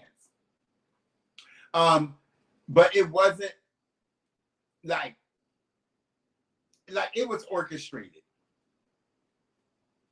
It was definitely orchestrated, planned, and it was planned and orchestrated with a purpose. And the purpose is so that this man allegedly this man was able to live the life that he lives, that he's been living, which made the monster today. See, the devil has a way of twisting things around to where you think you all good, but when you made the deal, you didn't realize that the deal came with twists and turns. Like, it can be manipulated and stretched through time. I mean, let's be honest. Did any of y'all see this coming? No. I did. I didn't see the Cassie thing. When I say see it coming, I'm talking about from when Pac and Biggie died. Did y'all speculate that maybe he had something to do with this? Did y'all feel in your gut that this was used to, and not only him, a few people advantages, okay? A few people profited, quite a few people profited off of Pac and Biggie's death. But the one that gained the most was allegedly him. Now, do I believe that there's a possibility? Anything is possible. Do I feel it in my bones? I do. It's sad though that it took for this to happen. I mean, Cassie, this girl has opened up. Ooh, she opened up. So y'all remember the movie? What was it? Oh my God, was it called Hellraiser? I think it's called Hellraiser. Where they had the cube. Okay, the cube. It was shaped like a Rubik's cube, but it wasn't a Rubik's cube. But it was I guess you could call it a Rubik's cube, but it was a cube. And you would twist it in the movie because you had Pinhead and I want to say Razorface, and there was a few other monsters or demons that was in there, and it was in this house. But this cube, if you twist it and turned it, you didn't know what box you were opening. It had many, many, many dimensions. And the movie is called Hellraiser. I think it's called Hellraiser. Don't. Let me get it out there correctly. Let's see here.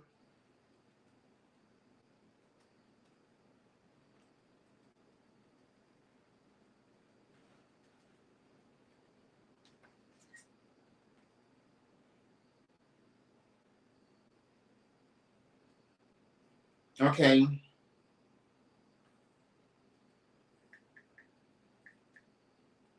Yes, Hellraiser. Yes. It's a classic movie called Hellraiser.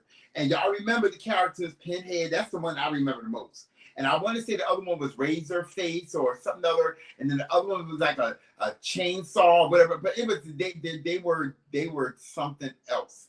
And I feel like when you make a deal like that deal, whatever that deal was, or allegedly, we're just speaking hypothetically, you're given a box, a cube. And it's almost like you're not given physically a cube, but the question that's being asked of you is like giving you a cube, and you don't know which dimension that you're agreeing to. And I feel that Puffy agreed to a dimension. Yes, thank you, cousin. Puffy agreed to a dimension, and he didn't know what dimension he was going to get. He didn't know how the story was going to. He could only go through the story as it played out day by day, month by month, year by year. And then now we're at this point where though he met Cassie, and he didn't see this ending. Because at that point when he met her, he was already a made man. And he, in his mind, like so many others, even the one that haven't watched in 3 days, Gunplay, felt that he was untouchable, that nothing can harm him. Nothing can come. He's the master of his own destiny. Like he's a god. I'm pretty sure he said it. I'm rich. Or Rick James say, I'm rich, bitch. Or you better respect, I'm Rick James, bitch. You know what I mean? That kind of thing. I feel that he just thought he was untouchable. And yes, it's gonna be times for as long as it is going to be, until it pans down. And you can thank social media for this. You know what I mean? Because when OJ came out, all we really still have really was the news. I don't know if we have Facebook yet, if we had Facebook then, or was Facebook new when the OJ Simpson trial happened, or the Menendez brothers trial happened. I can't remember thoroughly if Facebook or social media was as big as it is today, or maybe it was just getting started.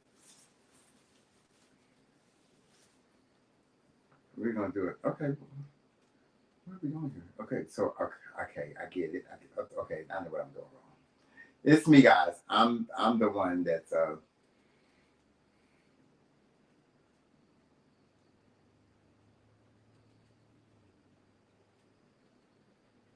there we go. Got that bitch. You can wash my hands. I got that damn net. Finally got him, guys. Okay, so here we go.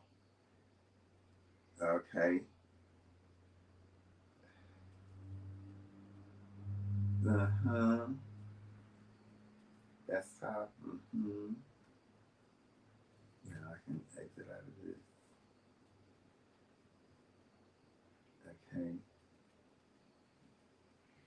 Open this up. I'm coming, guys. I'm coming. Y'all be patient. I'm getting here. I'm getting work with your boy. Work with your boy. Okay, I know. Yes, I got it. Slow down. Okay.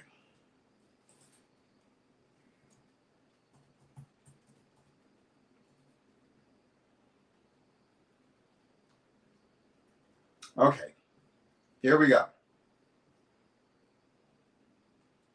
Here we go.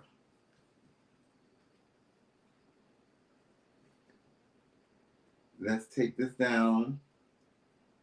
Let's take this down. Let's add this. Okay. See, this is where you need a videographer. I keep on telling you. There we go. Now, it's loading. Oh my goodness.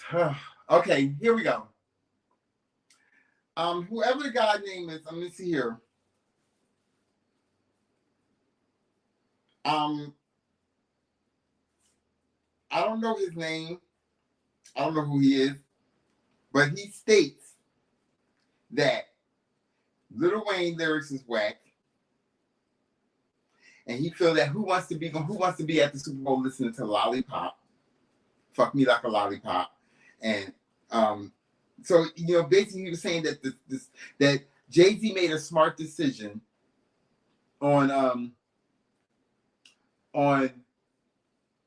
picking Kendrick Lamar, and I agree. Now, he also stated in the article or in his statement that Lil Wayne, may be high, why would somebody want to go, why was Lil Wayne he said Lil Wayne well, I guess he meant to say is known for always being high on drugs and liquor. Why would you want to hire somebody like that? He can't even speak clearly. He'll bore the fans. You're going to get on the stage and sing some shit like he's going to fuck me like a lollipop. N-word, get the F out of here. Nobody wants to hear that. There's a lot of people that want to hear that. Even the white people, some of the white people, the fans, because there's going to be a lot of white fans out there as well as black fans. They want to hear that. But is it age appropriate at this time? I don't know. I don't think so. I think Jay-Z was looking at it from a business perspective. Either way, it would be profitable for the Super Bowl, either one. But I think they want to stay in the realm of somewhere safe, and they don't. Lil Wayne is very graphic, and so would Nicki Minaj be. You know what I mean? So I guess he didn't want to go there because he knew that would bring on. I'm assuming a lot of other artists that is tied to him, that is loyal to him, and Drake being one of them. So why would you bring Drake out there? You've already picked Kendrick Lamar, so you might just let it go. So whoever this person is, you can tell that there's emotions in this. Obviously, he must be don't like Jay-Z, or maybe he's also thinking about it from a business perspective. I don't know. But from the way it sounded to me, it sounded like to me like not only is he thinking of it from a business perspective, he don't really like Jay-Z. Okay? And that's that there you have it. I can't make it up. I just deliver the news, and that's it. But I'm gonna play the next video. Now I'm gonna change it. We stayed in the rap game and was heavy for a while. Now I'm gonna go on over to something a little bit more educational, more historical that you guys need to know. Okay? All right, here we go. Just remember the title of my show is called Strange Fruit. Okay? Where I'm going at now all ties into that. Okay? Here we go. You, if the world does it to you long enough and effectively enough, you begin to do it to yourself. You become a collaborator, an accomplice of your own murderers, because you believe the same things they do. No, they think it's important to be white, and you think it's important to be white. They think it is shameful to be black, and you think it is shameful to be black. And you have no corroboration around you of any other sense of life. You know, all those corroborations which are around you are, in terms of the white majority standards, so deplorable, they frighten you to death. You don't eat watermelon. No, you get so rigid you can't dance. You know, you can hardly move by the time you're 14. You know, you're always scrubbed and shining. You know, a parody of God knows what, you know, because no white person's ever been, you know, as clean as you have been forced to become. Yeah, that's true. And you got somehow to begin to break out of all of that and try to become yourself. You know, it's hard for anybody, but it's very hard if you're born black in a white society. Hard because you've got to divorce yourself from the standards of that society. Okay, so here we go, guys. When he spoke about then, I think that was the 50s, it's prevalent today. When you think about knowing who you are, finding your own true identity, today, a lot of the kids today don't have that. They build their identity and what have you off of social media. Like it's like they need it. It defines who they are. So when he said the defining moments of who you are, when you don't even know, I mean, a lot of kids today, a lot of young folks today, they don't really know who they are. Like I've often said that if you can't sit with yourself by yourself in your own presence, alone with yourself, and entertain yourself and have a conversation with yourself and learn and build off of yourself and think about the things that you've done and the things that you're doing and the things that you want to do. If you don't like you, you cannot really get along with anybody else. You have to be able to enjoy you. That means that sometimes when you're home or whatever the case may be, or if you go out or whatever the case may be, you have to be able to do that by yourself at some point. Sometimes. A person that constantly always needs to be around somebody, constantly always need to be with people, have to be around a crowd, with so heavy, they're not comfortable. But they say they don't want to hear the thoughts in their own head. They don't want to hear the thoughts in their own head, because the thoughts in their own head is the truth. And it may be some deceptions that you were believing, and there may be some things that you need to clean up.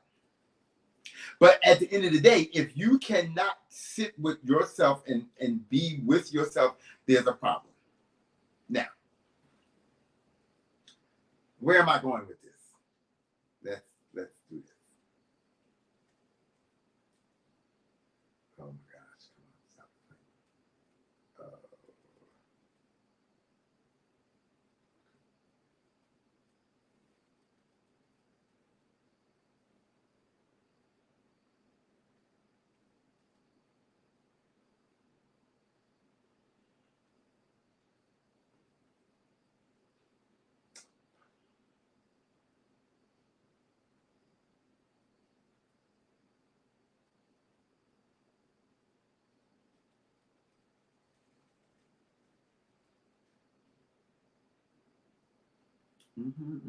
How's the weather out there?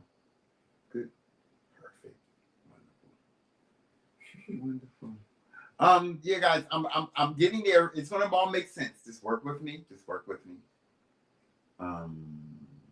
see here. Is it there? Okay.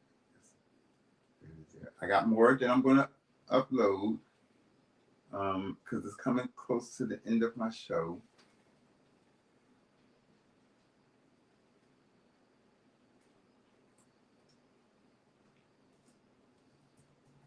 Next time I will be in order. I will be ready. That's a promise. Like I promise y'all, I'm gonna have this, be able to do all this today. I got it. I got it. I can do it now. Okay. Okay. Let's see here. Let's take that off. And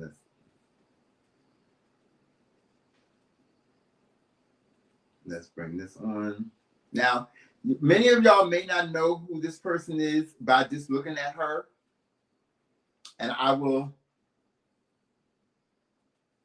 enlighten you on who she is, because I'm going to download more. It's going to make sense. It's uploading.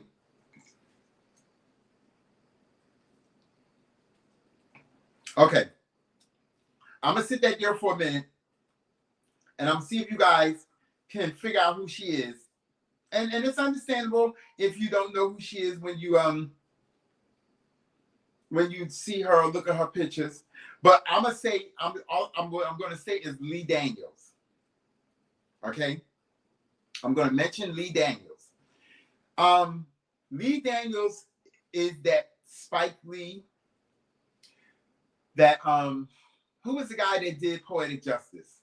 Oh my God, who was the producer that did Poetic Justice? Like Janet Jackson was in the movie, but John Singleton. Oh yeah. Okay. So Lee Daniels is the Spike Lee and the John Singleton to me. And it may be one or two few more other producers or I guess the producers that film movies or whatever. And this movie, that this person is Billie Holiday. Okay? Now, Billie Holiday today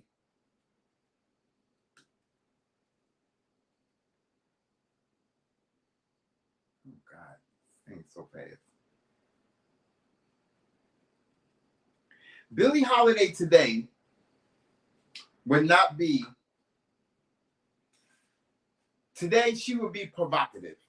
Still, she was provocative then, and she would be provocative today. So when I decided to name my show Strange Fruit, that came from the era of Billie Holiday. Billie Holiday was a well-known singer that was known. She was pretty big. She was like the, oh my gosh, who would be considered of yesterday, my yesterday? She would be the Whitney Houston. She would be the Phyllis Hyman. She would be the Patti LaBelle. She would be the Aretha Franklin of that time. I think her and Aretha Franklin knew each other. I think so. Don't quote me on that. You can Google it, but I think that they knew each other. My point that I'm trying to make is that she sung a song that was called Strange Fruit. And because she sung this song, every time she would sing this song, the government will arrest her. It almost became against the law for her to sing this song and anybody else. Now, I'm going to mention another name by the name of E. Levy Oswald, or I may be pronouncing his name wrong. Levy Oswald. Yes. Guys, I promise you this drink is good. Okay. Levy Oswald. He's also the man that went after Malcolm X, that went after Martin Luther King, and a few other Black people. And he also went after Billie Holiday. Now, why he didn't like Billie Holiday, I do not know. I cannot tell you. I cannot explain to you. But the name of the movie is called, that Lee Daniels did, is called The United States versus Billie Holiday.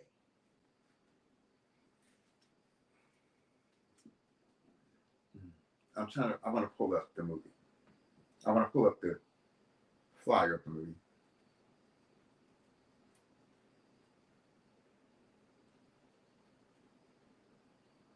A minute, guys. Where is this? Where is it? Where is it?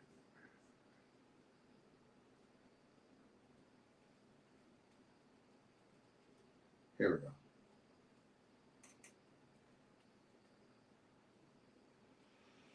Whew. Baby, let me tell you. When I tell you I watched this movie last night, and this movie, I wanted more. I knew about Billie Holiday. I mean, one thing about me is my family that knows me, that really knows me, because not all of my family knows me, but the ones that knows me from back in the day, especially my cousin that's on here now, that's watching me today, and I want to thank you again, cousin.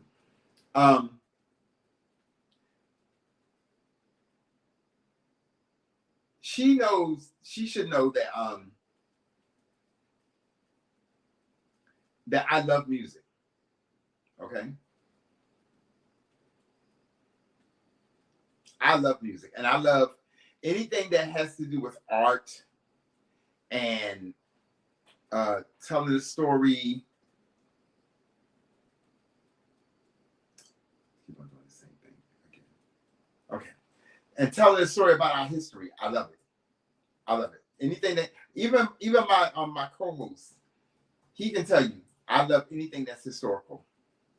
Like if it's talking about Black history, I'm in it. And I have a few friends that know me, true friends. I have a white female friend. I love her to death. She's like a sister to me. She can tell you that I love Black history. I love history, period. Even white history. Because it all ties in together. It's all connected. Okay? There wouldn't be us if they didn't bring us over here. That was the connection. They brought us over here. And we've been here since right shortly after the beginning of time for America. Okay? So let me just do this real quickly because I want to show y'all, because I want to praise this woman here. I really do. I want to praise her. And it's so ironic that she has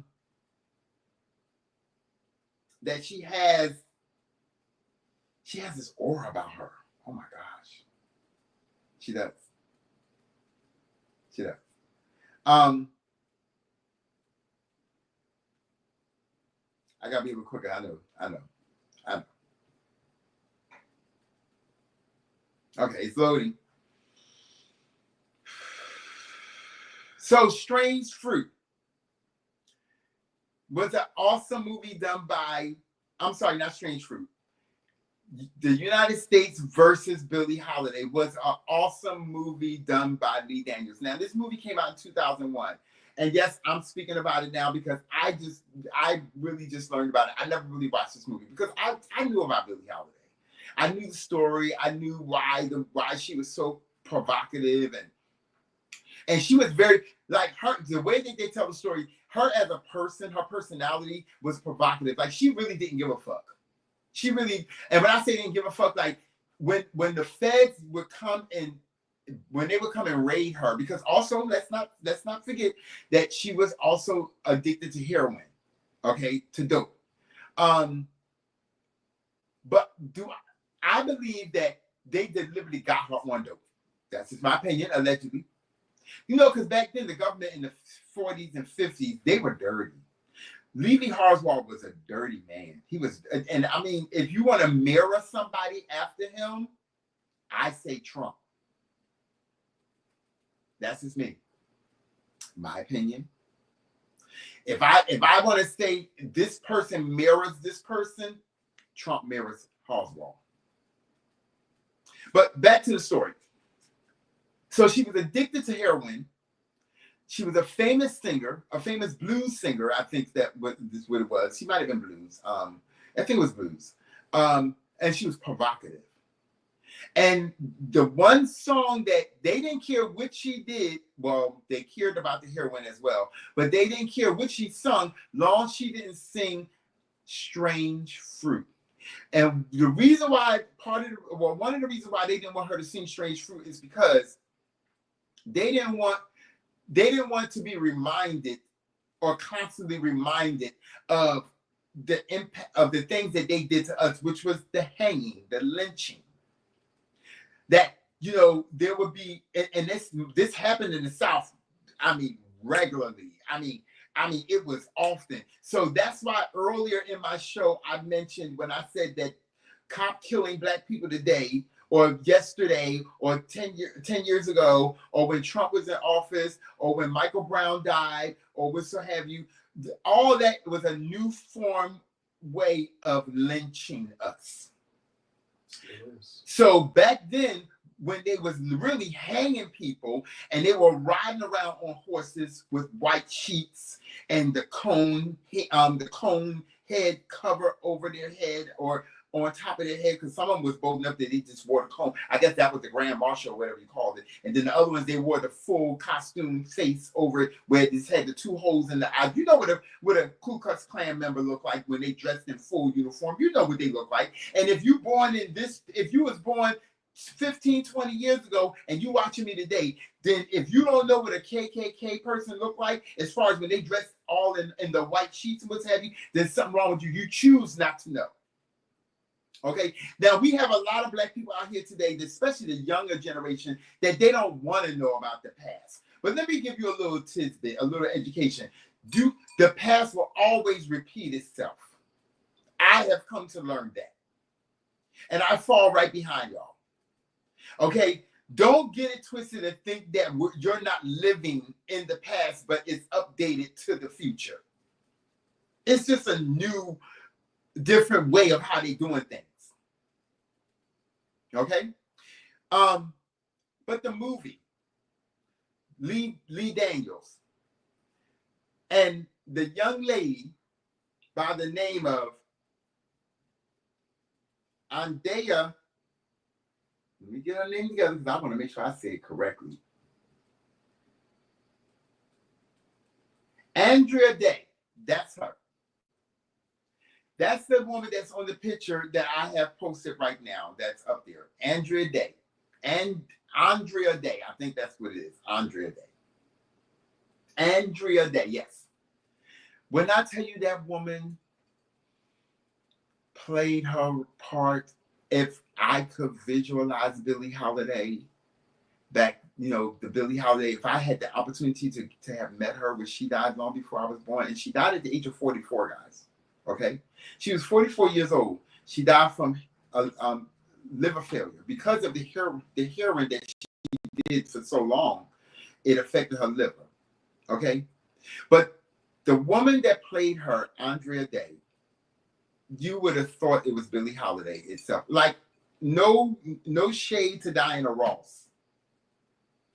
No shade to Diana Ross. She did so much better than Diana Ross. Like Diana Ross' story that was told was epic. Everything. I love Lady Sing the Blues. I love it. I love that movie. It'll always be a favorite of mine. But that's one version. This version here that Andrea Day gave, she and Lee Daniel, they gave you the uncut, uncensored version of Billie Holiday. Like it wasn't filtered, it wasn't polished. Diana Ross' version was polished with a little bit of edginess, just a little bit. But this motherfucking movie here was provocative. And it showed Billie Holiday in her true self, and it showed her where so she really felt strong about it because she grew up in the South in that era where she would be walking somewhere or pull over to use the bathroom on the side of the road and happen to go through the bushes and then look and see, and there's a woman hanging from the tree, a black woman. But the government will go after her because she would sing the song called Strange Fruit. Please go listen to that song. If you black, listen to it. Listen to it in its entirety. Because it's a very good song. It's a message. It's a message to let you know, do not forget where you come from. Do not forget who you are today. Do not forget what is to come in the future. Do not forget the people that you are around every day, that you work with, that you may be sleeping with them. You may have children with them. Don't forget where they and you come from. But the whole point is that it awakens something in me again, or maybe another part of me that it just enlightened me. That word, I'm woke. I was woke before, but now I'm woke on another level because I've seen this thank you, Lee Daniels. Thank you. And the young black man, oh my God, that played in the movie, he was the detective. And he first was hired to go after her. But then in some way, somehow he ended up falling in love with her because he was infatuated by her even when he was put on the case to investigate her.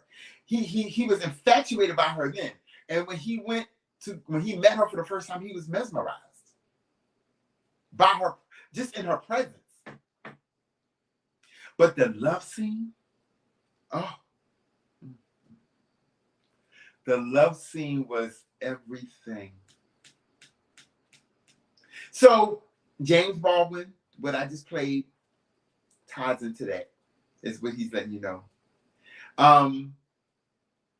The title of my show, Strange Fruit, is the reason why I did it, to honor Billie Holiday and to also remind you guys, or educate the ones that don't have no knowledge of it, is to get yourself educated on things like this here. And those that do know about it, I want you to remember it. But not in a way where so you gotta walk around in fear. Just remember it in a way of being woken. Again, you may have fell asleep again. Just remember it in that way. You can't. And back then you had Lena Horne, you had Mahalia Jackson, I want to say, maybe. You had Aretha Franklin, maybe. I'm pretty sure Diana Ross. You know what I mean? None of them girls were. Now, Aretha Franklin came close to taking on a stance for Black people and for Blackness when Martin Luther King died, or something other. She did an album, or she did a song representing to speak for that. I think it was Think. But nevertheless, in the movie, it tells the story of Aretha Franklin. So I think that in some point, in some way, they cross each other's paths. Because we're going back in the 1940s, 40s. I think Billie Holiday was born in the 30s, but I think her and Aretha Franklin, they probably crossed each other's path in their entertainment history at some point. They may have met each other maybe once or twice. Diana Ross also maybe. I don't know if Gladys Knight. I don't know if Patti LaBelle, but definitely I can say Diana Ross and Aretha Franklin. Because Aretha Franklin was there during the James Baldwin, Martin Luther King, Malcolm X days. I don't know if she ever met Malcolm X, but I know definitely that from the way the story is told, she met Martin Luther King, and they had a special friendship, whatever that was. I don't know what the movie says. The movie depicts different things, but they were good friends. But that movie, United States versus Billie Holiday, I promise you, it is a great movie. It is. And every week from now on, guys, I'm gonna try to give y'all a movie that I watched, something that really just left me at an odd. Because I'm still at an odd, but I want more. I don't even want to watch Lady Sing the Blues. That's not the more that I want. I want to watch Aretha Franklin movie called Aretha on Genesis. If you've never seen that movie, watch that movie, because that movie, the one with Jennifer Holiday, tells another story of Aretha Franklin in her adult years, starting from adult years. The Guinness movie tells the story of Aretha Franklin as a child growing into her adult years. Okay, it's a very good movie. Both of these movies, both this one here, United States versus Billie Holiday, was a great movie done by Lee Daniels. Also, Oprah Winfrey did the way they did it reminded me of the Oprah Winfrey Show, where she interviewed Lee Daniels, she interviewed Andrea Day, and it's strange how this woman that played Billie Holiday, her name is Andrea Day. Isn't that amazing? It just, and she says she could feel the presence of Billie Holiday when she took on the character and she started studying her. She asked Billie Holiday to allow her in. She asked the spirit of Billie Holiday to let her in. And that's how she was able to embody Billie Holiday. It was such an amazing movie last night. I felt like an addict because the detective that fell in love with her ended up trying heroin just to be with her. Like, and that may not make no sense to you, but because he was in the presence of her and he was chilling with them and her group and what's happening, because she loved the people, the group that she was around. And one of the guys that played on Atlanta Housewives, he plays in the movie, and I never thought that he would ever become an actor, but he played in the movie. He was a bald head when he was one of the hairdressers to, and one of the friends to Nene Leakes and what have you. But he did good in the movie. But the detective in the movie, his character also allows him to actually shoot up heroin in his arm and try it for the first time. Now, the movie shows that he didn't become an addict, but he tried it at least once with her. He loved her so much and he was infatuated by her so much that he was willing to do these things with her to be a part of her, to fit in. Now, I wouldn't do that. And I'm not condoning, I'm not saying that you should do that. I'm just telling you the story of the movie. It was so good. The movie was so good, but at the same time, so provocative. Like, it touched many of things in me. Like, it really did. It touched my emotions. The provocative sexual part of me. It touched the Black history part of me. It touched the I'm not standing for no bullshit part of me. Like, you know what I mean? She stood in the front of the detectives and took off all her motherfucking clothes, stripped down naked. This woman in that movie, and she said, search me if you want to search me. Just like that. I mean, breast, cootie cat out and everything. It was good. Just get you some. Get you some of the movie. And get you educated on Strange Fruit, the song. Because it ain't nothing to play with. I promise you. It ain't nothing to play with. I wanted to share that with you guys. I'm gonna go back because I want to show you this. I want to show you this, and then I'm gonna go into somebody else.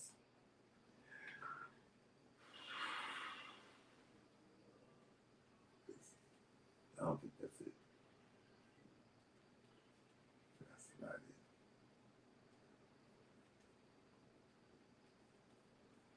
Okay, give me a minute, guys. I'm getting together.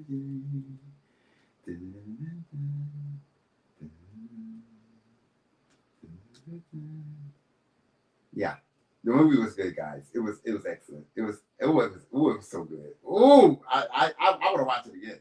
I honestly do. I honestly do want to watch it again. I really do. So we're gonna move that. We're gonna bring the next slide on, next video rather.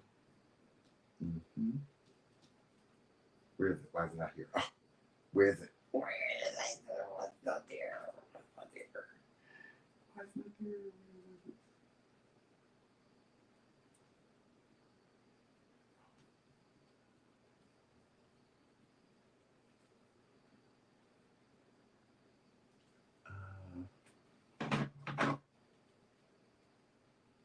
God. Oh.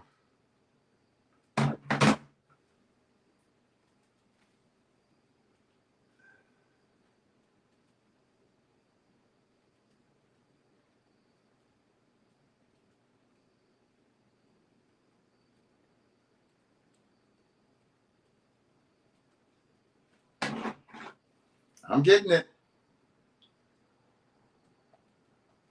I am getting it. Stop it.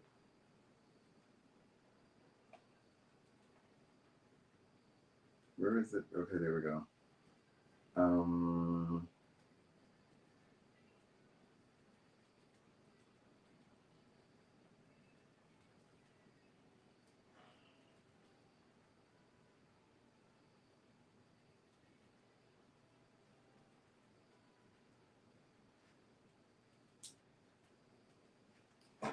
So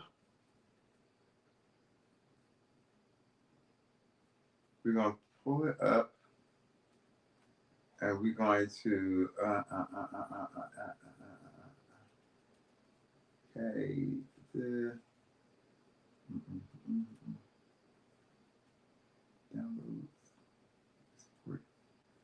I'm doing this right, guys. I think I am.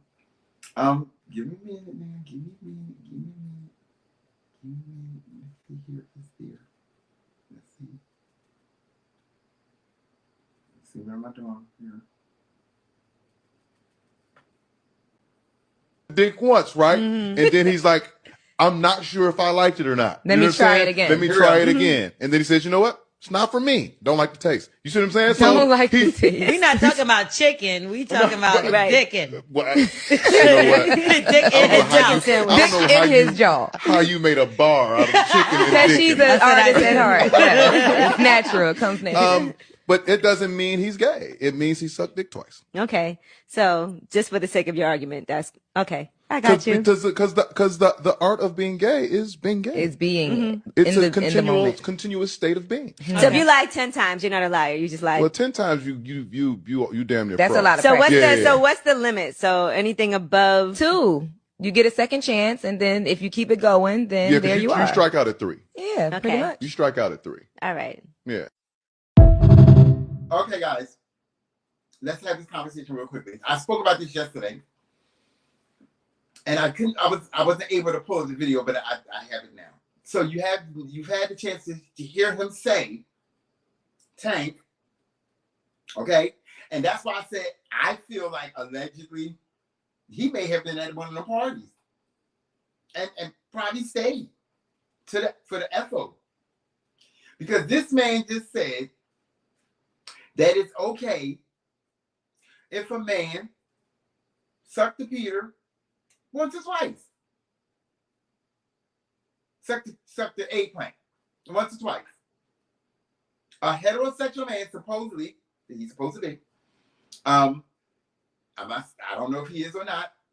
All I'm saying is that the man just said it there. It's there for you. It's there for you. I can't make it up. But he can never come out his mouth after this and then try to justify it by saying that doesn't make him gay.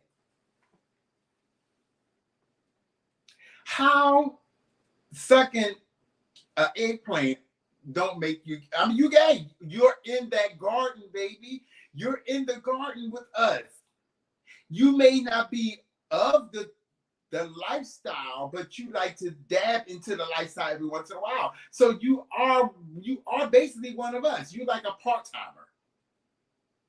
Okay? You part-time suck the Peter. You part-time suck the cucumber. You know what I mean? You part-time, dib and dab and flourish and back there with the cakes. You know what I mean? He blatantly just came out and tell you that he don't have to, and that's the kind of person you want as a friend that don't have no issues with it. He's heterosexual. He's comfortable in his skin, and he has no issues with. So I don't know. Does that mean that I'm asking. I'm just asking. I'm not stating nothing. Does that mean that he doesn't mind getting his Peter eggplant sucked once or twice a week or 3 times a week? He said once or twice, but I mean you can do it. You might have a dude out here that might do it 4 or 5 times a month. No, I feel like sucking on a little eggplant. I mean, I don't feel like eating no cat today. I don't want no Kit Kat. I want me a crunchy munchy. Now, let me tell you something. I cannot make this stuff up. These people, let me tell you, it's too much. I just can't. But let a gay guy that came out and said that on TV, honey, they would have ran him for filth, dragged him all through the fields, honey. They would have hung him from a tree. Okay, they would have done everything saying, and the heterosexual men would have came out after him. But here, Tank said that it's okay for you guys just suck a little eggplant every once in a while. It's okay. It doesn't make you gay. You're not spastic. You know what I mean? You might be a little zesty, from Gunplay. Because Gunplay said he don't watch 3 days. I mean, he ain't washing 3 days that particular time. So that's I just assume that maybe it's more than once. Okay. So all you dudes out there that want to sit there and try to put us down, let me tell y'all something. You might as well just let it go, because the majority of the men today that have spent time in prison, y'all don't have y'all might want to keep your mouth closed because they talking now. They coming home from jail talking. And don't let them make it into the industry. They telling everything.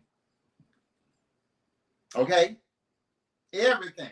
Hell, 2 white guys the other day, I don't know what artist it was, but I saw, I don't know today, but I saw the video on Instagram, and he walked up and kissed his guitarist on the stage, and he was the singer. And kissed, I mean, he ain't give him a peck like a, it was like wet lip, the smooching of the lips, you know, and then the sticking out of the tongue. I mean, it felt like it had emotions to it. Okay. All right, let's get to the main man. I saved him for last, but I mentioned him in my description. Okay. Let's get to him now, because this here, I've been waiting on this. I really have been. I tell you, I've been waiting to talk about him. I mean, first of all, he gets on my nerve. Let me remove that. Okay, that's not it. Okay, now we're gonna play. Now this is a slide. It's not a video. Okay. Oh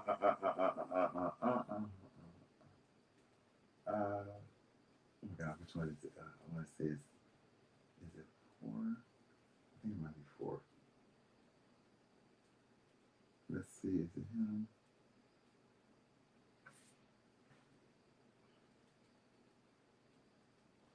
No, that's not it. Okay, let's get back to it. So it might be.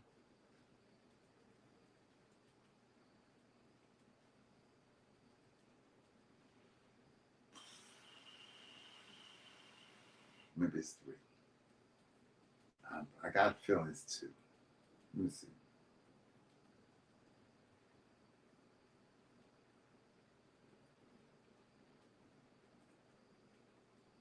Yep, there we go. Mr. Charleston White.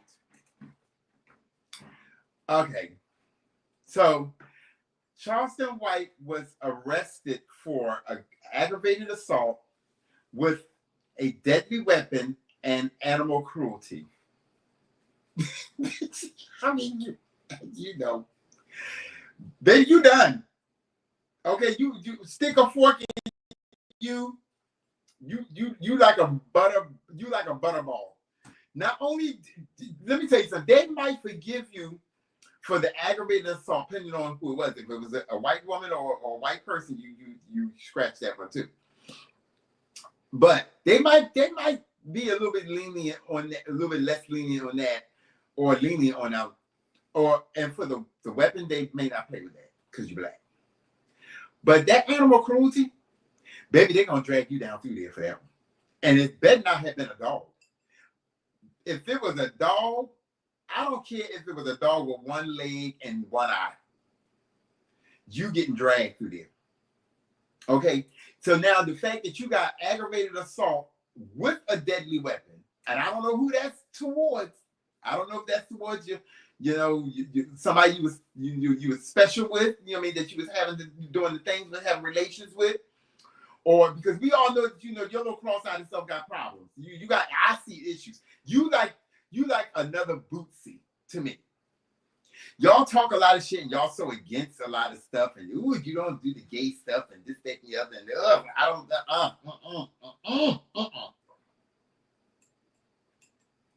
don't But now you got your shine in the spotlight. Now once again, I heard that he was a rapper at one time. I don't know when. I can't even pull out one song. I can't even pull out a verse. I can't even pull out a letter. I can't even give you a vowel.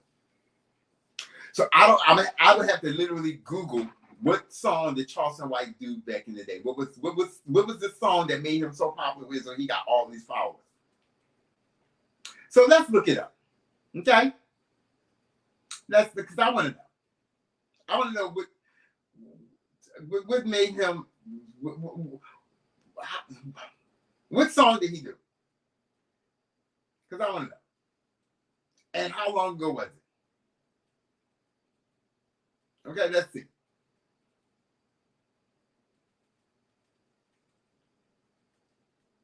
Okay, well, okay, so it says musical artist. So he did some back in 2022. And it's called, I don't know, Give Me Back the Money. Yeah, I'm the police. Nope, never heard of it. Don't know who he is. I mean, I know who he is. Don't know what the song is. Never played it on my station. Would never, ever look him up as far as music. Now, when it's tea like this here, I'm damn sure gonna go searching because I mean, I'd love to see a good tea on him. And I'm not happy that he's having a downfall. I mean, he did it to himself. I had no parts in it. He just made the news. I don't know if he thought he was gonna make the news this way. But I guarantee you this, he gonna pay for it. You can best believe that part. He gonna pay for this. He gonna have to answer to the courts, and the courts is not gonna play with him. So now you gonna be on probation. If you ain't already on probation or parole or whatever, I don't know what it is, because you look like a criminal. Then you gonna be right up there with Bootsy, where y'all got them. I don't know if Bootsy still have that the ankle band on his ankle, but at one time he used to have an ankle band on him. I mean, don't get me the line, honey. Don't get me the line. Stop it. My darn I hate when my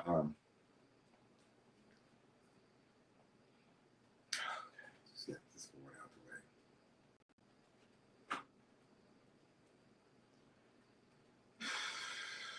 the way. Okay. So Charleston White, once again, like I said, has been, well, I don't know if this was today or yesterday, but it says that he was arrested.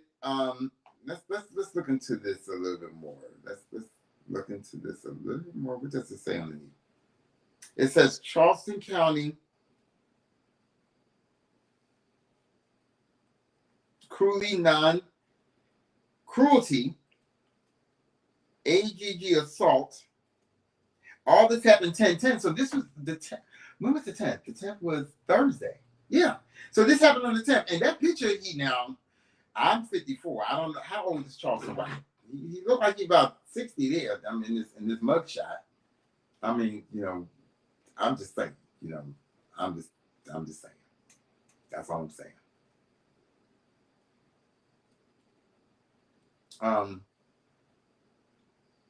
So he was born in 1977 in Texas.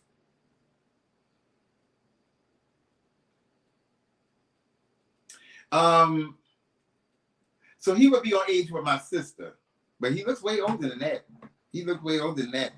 And he's only like 40, maybe 46, 47. And he looked like he like pushing 60. Looked like he missing a few teeth too. Looked like I don't know, just don't look like me. I don't know. That's just my opinion. But that's what we have going on in the news today. Charleston White got arrested on the 10th for assault and all the other things that go along with it. Yeah. Okay.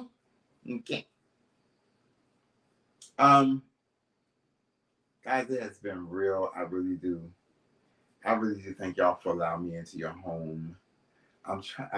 There's a few other things I want to talk about out there. Well, not a few other things, but just maybe one or two more things. And I think I covered everything that I wanted to cover today. I really do think I did. I know this is one thing I did want to do. I want to give some praises to this judge. I think I have it out here. I think it's on here. And if not, I'm going to save it. So let's go back and save it.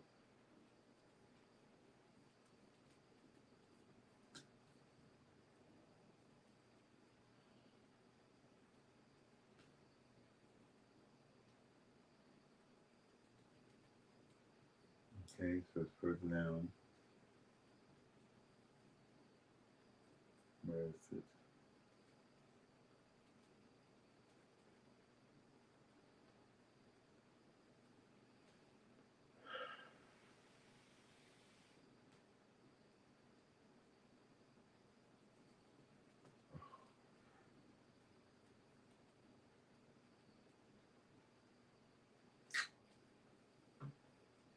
Give me a minute, guys. I gotta find it.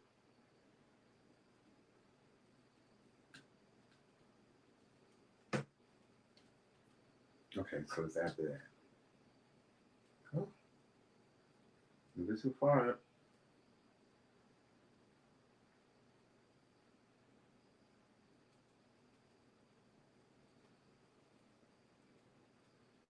So that's it there.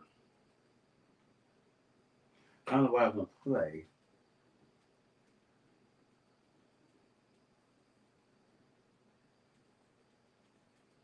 Okay. There we go. Okay, so we can play it. I'm gonna go ahead and export it. Okay. It's a download, export. Okay, so we'll come out of this.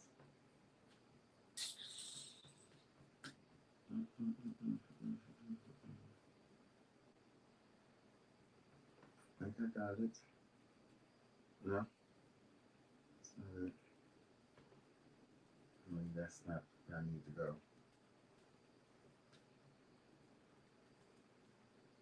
Okay, there we go.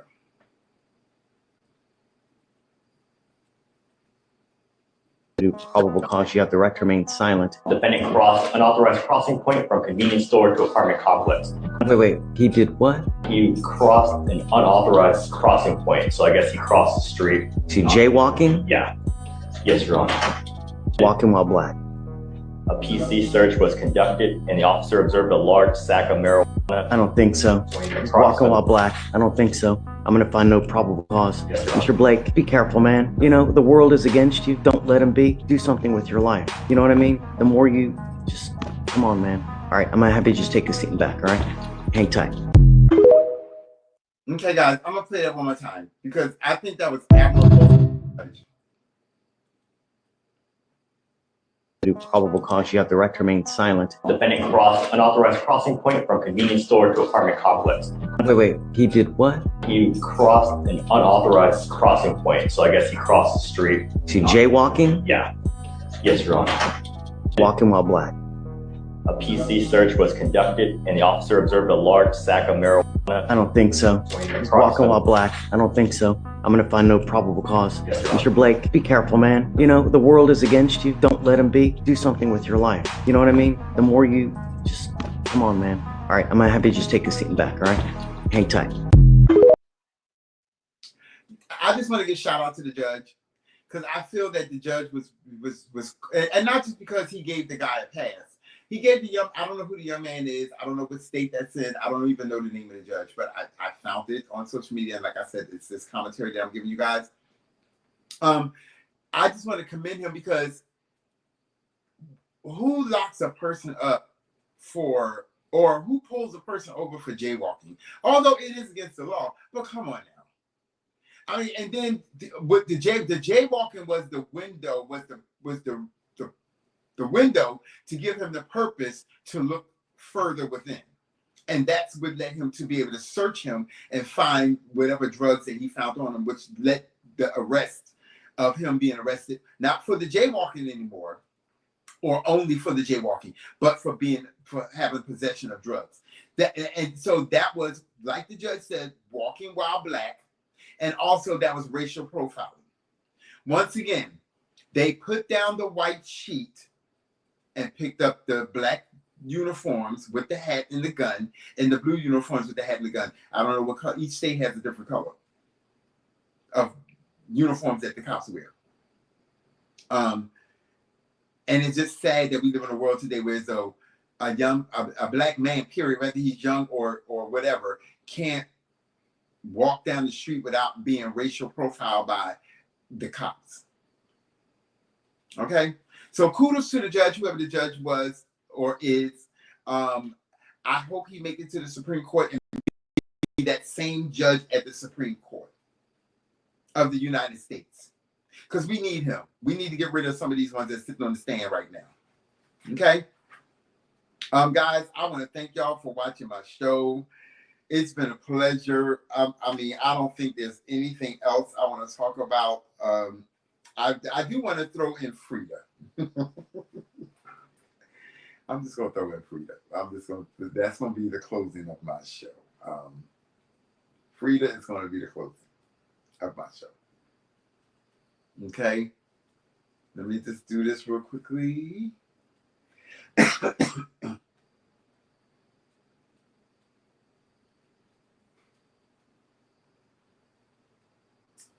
Let's see here. Let me do that one. That Frida right there.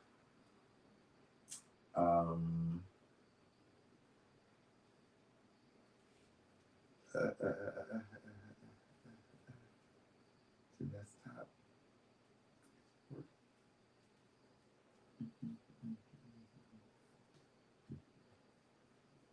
Oh, already have it. Open it. Okay.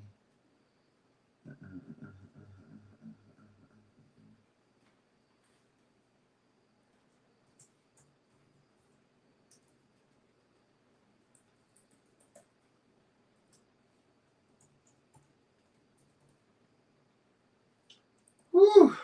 Honey, let me tell you something. I thank y'all for this.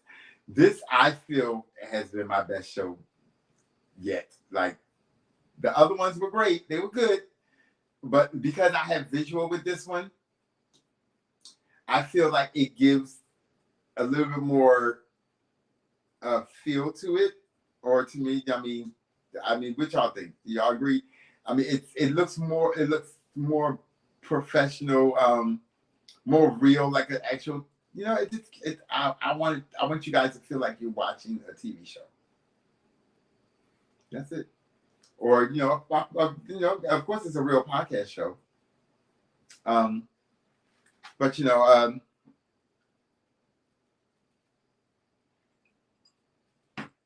I enjoy y'all.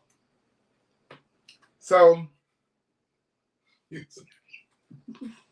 I'm gonna add this part here. Frida, Big Frida, is doing it's called the Waffle Fest, but she's also advertising these drinks. One thing about Big Frida, Big Frida. Frida her name gonna be on something. You can best believe it. Her name is gonna be on something. Her name, she is not gonna sit there and miss out on a coin. And I commend her because given the opportunity, I'm gonna be that same person. That's why I told y'all next year, y'all really gonna talk about me.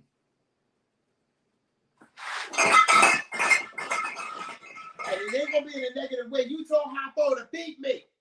It ain't gonna be in a negative way. It's gonna be in a way where so y'all gonna be like, damn, I watched him come up. Damn, I mean, he really doing the things right now. I'm gonna be that dude. And our Madam President era, Madam President Kamala Harris, that's gonna be my era where my come up is gonna be so great. Whereas my family's not gonna have to worry about nothing. And I mean my immediate family. Don't get it twisted. Okay? My mama's children.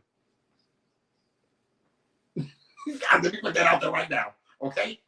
There's a few cousins that's gonna get a little, you're gonna get the privilege to do things and you already know who you are. Even down to the ones that's on here. Okay? But them other ones,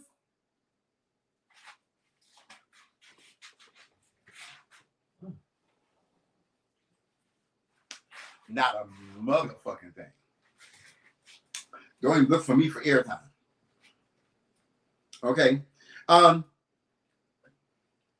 Big Frida is gonna always do. Her hand. If they bring it to the table, she gonna put her name on it. Okay. She gonna put her name on it, and I like that. So, like I said, it's people like that there that gives me inspiration. That also showed me that I can do anything. And God, I'm destined for greatness. I'm gonna tell you this now. I didn't make it this far and even beat the odds of being a statistic. Because society has said when I was growing up that I was gonna be a statistic, that I should be a statistic. Well, fortunately, thank God I wasn't.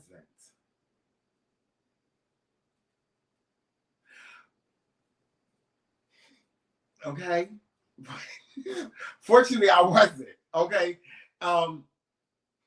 Because I challenged myself and I pushed myself out there to do different things to get educated. Now let me tell you this. Let me give you a little bit because I don't know if I gave y'all this earlier. I dropped out of school in the 11th grade. Okay, years ago when I was a young man. I was I guess still I was a teenager. Okay. For numerous reasons, mainly because I just could not accept my mother's death. You know what I mean? Because my mother died when I was 14. I just could not accept her death, and I couldn't accept the fact. I couldn't understand the fact of me being gay. Because even at 14, I knew I was gay. Because I was molested at the age of 5. Okay, I remember. So I was destined to be gay, but there were so many family members back then that used to look at me and used to ordinarily think that they were privileged because they were heterosexual at that time. They didn't probably even know what the fuck heterosexual was, but they knew that the family would accept them more better than me because I, at the age of 5, 6, 7, 8, 9, 10, 11, 12, on up to the age that I'm 15, but in my young boy's era, since I was a young boy, okay, young boy, family members looked upon me because I would hear that family cookouts and family dinners, especially at family dinners like Christmas dinners and Thanksgiving dinners when my grandmother was living. I was a young boy then, and they would get drunk and sit there and drink their alcohol, and then eventually I knew that at some point with that liquor that they was gonna mention my grandfather's son named Robert. Okay, and they was going to mention him and mention about him being gay because Robert was gay. I mean, he was openly gay back then. And once again, if you're of my family and you remember that time back then, you know who I'm talking about. My grandfather's son, which was not my grandmother's son. It was my grandfather's son that he had outside of the marriage. But he was a part of the family, of course. But he was gay. Robert was very much gay. But Robert dressed conservative. He wasn't with the booty shorts. He wasn't a fag, okay? But he was gay. He was flamboyant. He was the tulips and everything. And I guess maybe that's a little bit of me. But he dressed conservative. He wore suits. He wore shoes. He wore the finest shoes. He wore the finest slacks, the finest shirts. Because he dressed like his father. That's what he emulated his father as far as the way that he dressed, which was my grandfather, Robert Hoffman. Okay. My point that I'm trying to make is that growing up wasn't easy for me and my family. You know what I mean? It wasn't easy for me in the family I came up in. But they accepted me because they had no choice. But I had certain cousins that thought that they were better than me because they were heterosexual males. But in our younger days, we got along, but I was always treated like the weakest link and whatsoever. And I always said to myself, I'm not gonna be that way. Like, you know what I mean? So in time, as time went on, they went to prison and I didn't. When they were young, 15, 16 years old, they went to prison. I was the only male home. I was the only male out of my grandmother's grandchildren that was always home. And I had to fight against these other females. And even the females in school. Okay? And then as I got older, when my mom died, because I was battling things at that age. I was battling, being molested, dealing with my mother's, sickness, afraid to lose my mother. I didn't know. I mean, at the age of 7, 8, 9 years old, that's a lot to have on you when you're growing up and you know that your mom is not well and you're afraid that one day she can die.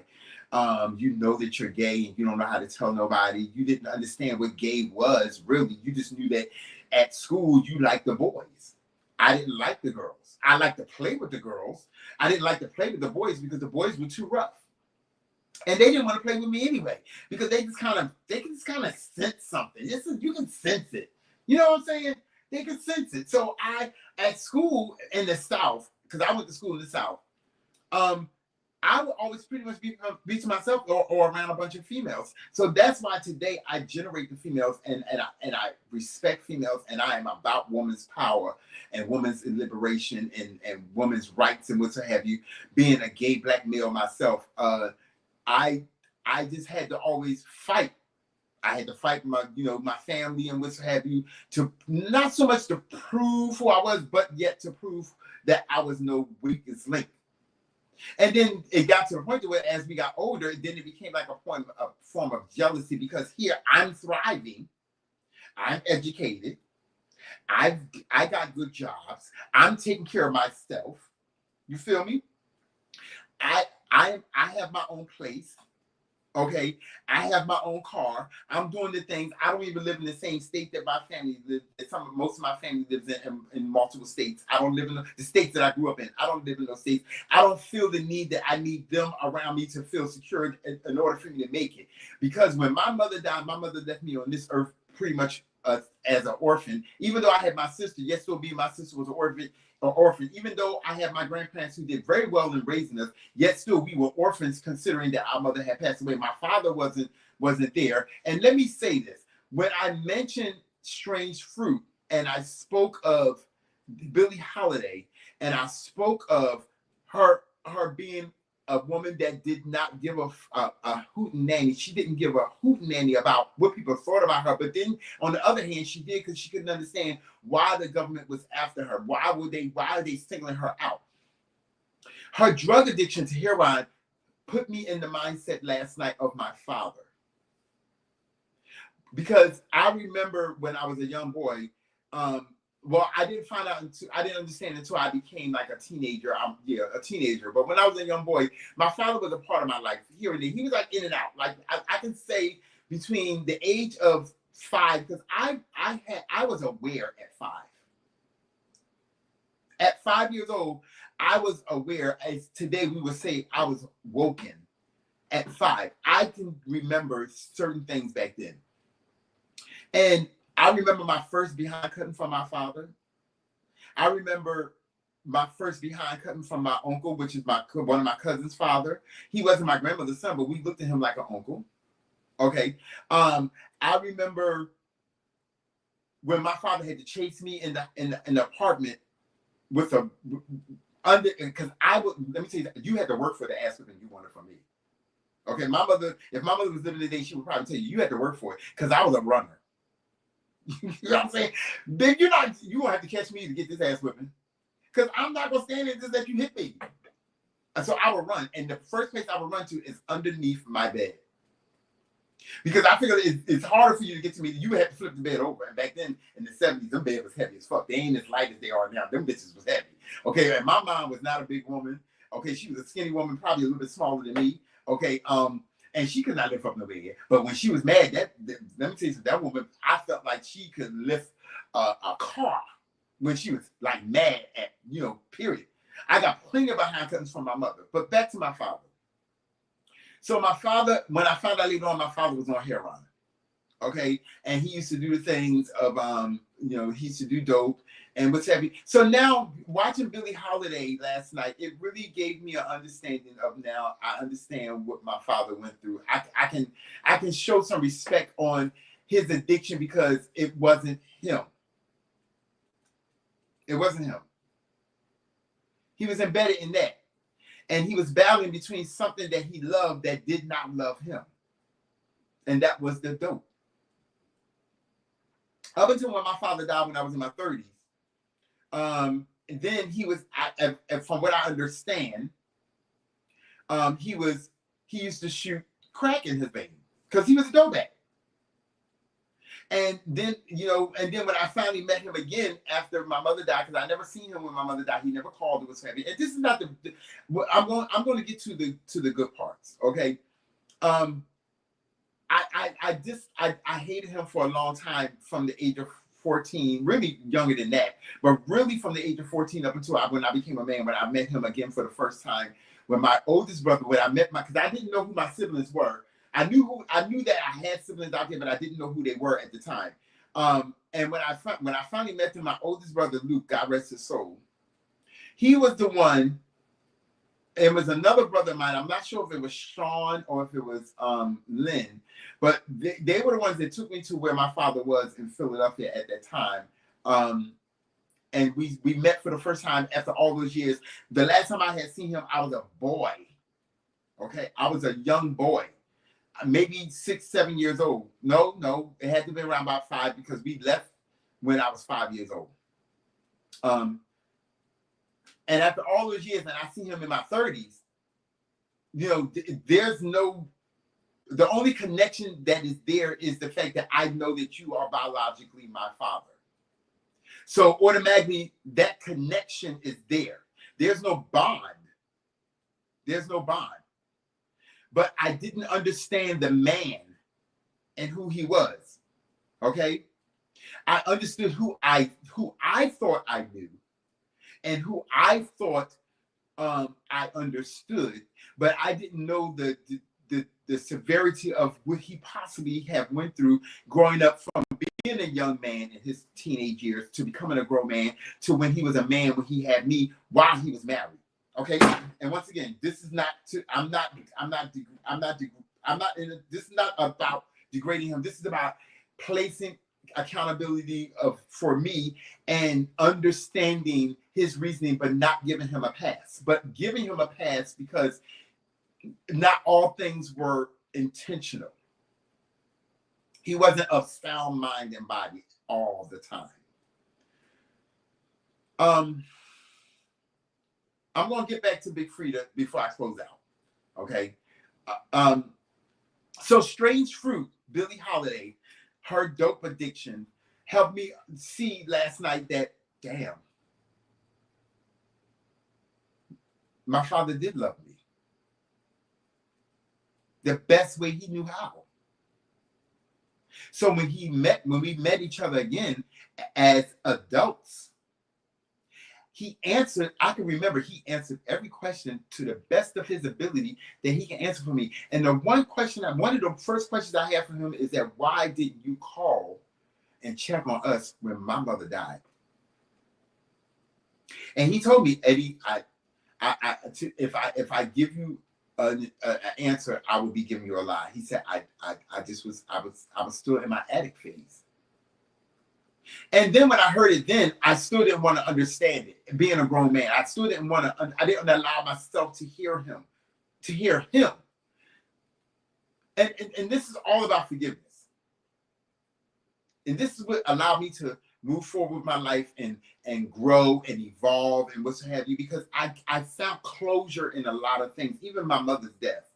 But I understood him now today than I did that time when I met him for the first time again when I was a grown man.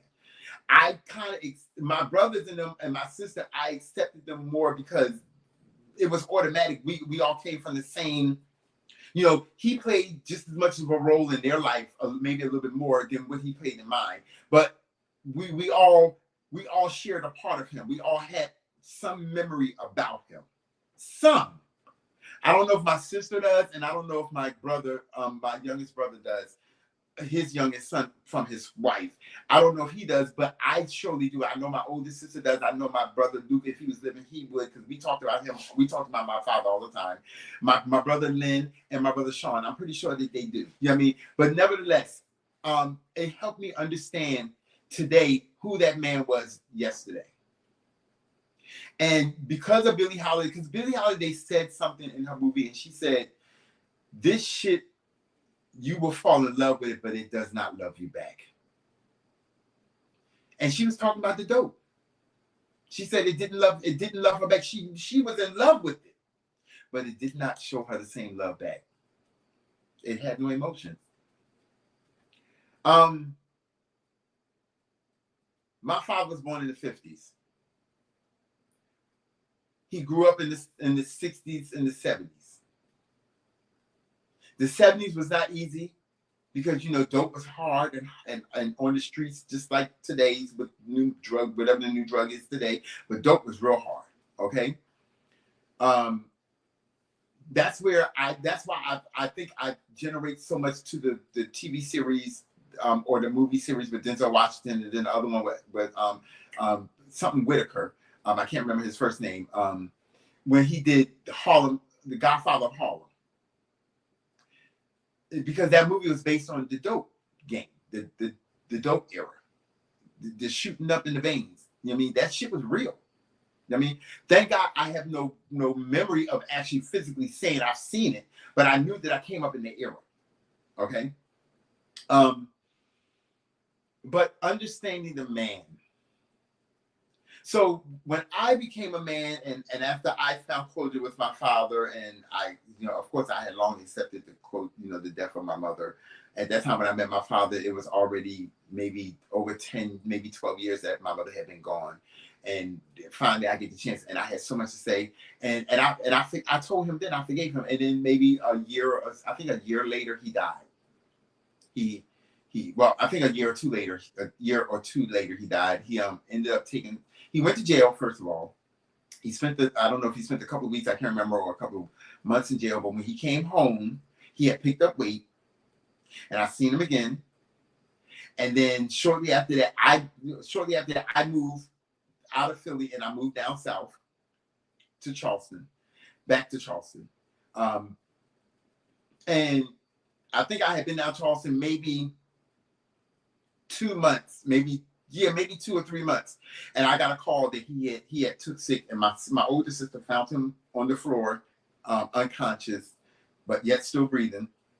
And they rushed him to the hospital. They ended up putting him on life support. And I remember them calling me, and all the siblings, my father's children from his wife, and his 2 children by my mother, because we were born out of wedlock. I'm keeping it 100 with y'all, okay? But my brothers and them were born in wedlock. My brothers and sister, my older sister and my brothers were born in wedlock. Me and my sister, we are the 2. My sister's the youngest, one of the youngest. I am third from the oldest of my father's children. Nevertheless, they called me to get my opinion on the pulling of the plug, is what they call it. And I said, go ahead. And immediately I responded, because I had no emotions for him. Like I respected him. I was glad for the closure, but there was nothing there. So when he died and I went up to the funeral, that was the opportunity for me to close that book. That book that was written with me and him as the star characters in the book. My mother being one of the characters, my sister being one of the characters, my brothers and sisters not being a character but being spoke of, but I didn't know them then. When I was a young boy, I did not know them. They knew me, but I have no memory of them when I was a young boy. Okay, I do remember my Uncle Ed, and I remember then my grandparents, which is my father's parents. I do remember them. I have vague memories of them, but I do remember them. I remember some of my aunts and uncles of my father's siblings. So there's some memories of them, but my brothers and my sisters and my sister, I don't have no memory of them growing up until I became a man when I met them for the first time. When he died, that was the chapter for close. So when I went to the funeral, my sister wanted me to speak at the funeral. I got up there and I spoke, and I told my honest truth, because this is the only way I can have closure. And my exact words was that it's sad that I have to close a book that only have very few chapters about me and him. But we talked. We had a chance to see each other. We talked about the things. He answered the questions for me. He gave me his best answers, and I accepted them, and I forgave him, and I was allowed to move on. Now, where am I going with this? I had already dropped out of school. Like I said, mind you, I was a man. I dropped out of school when I was 18 years old. Okay, I was delayed in school as far as I had got left back 2 years. But I always felt like I was the oldest, which I was the oldest in my class always in the middle school years to high school, because I was older than most of the children, and that didn't feel good. But that was the drive, and also to make my mother proud of me, and I always said this, I was not going to be my father. I was not going to be nothing like him. Me too. But I'm going to keep it real with you. And I'll tell this story later on down the line. I did end up being like him in some aspects. Maybe one. But I beat that odd. And if you can guess it, then you're good. You've been paying attention. But in one aspect, I did become him, and I promised, and I pushed myself in my 20s that I was not going to be like him, and I fixed that problem thanks to my grandmother, my grandfather, and it became a thing of the past. But I promised myself I did not want to be like my father. I didn't, at that point, I didn't hate him anymore, but I knew that I did not want to be him. I didn't want to be any parts of him. Only part that I can be is the part that I couldn't change was the fact that I was his son, because no matter what, I was his biological son, and I couldn't change that part, but I was not going to be the man that he was. And I was not going to be that to my nieces and nephews, even though I'm not their father. Yet still, I'm the uncle, and I wanted to be a male figure in their life.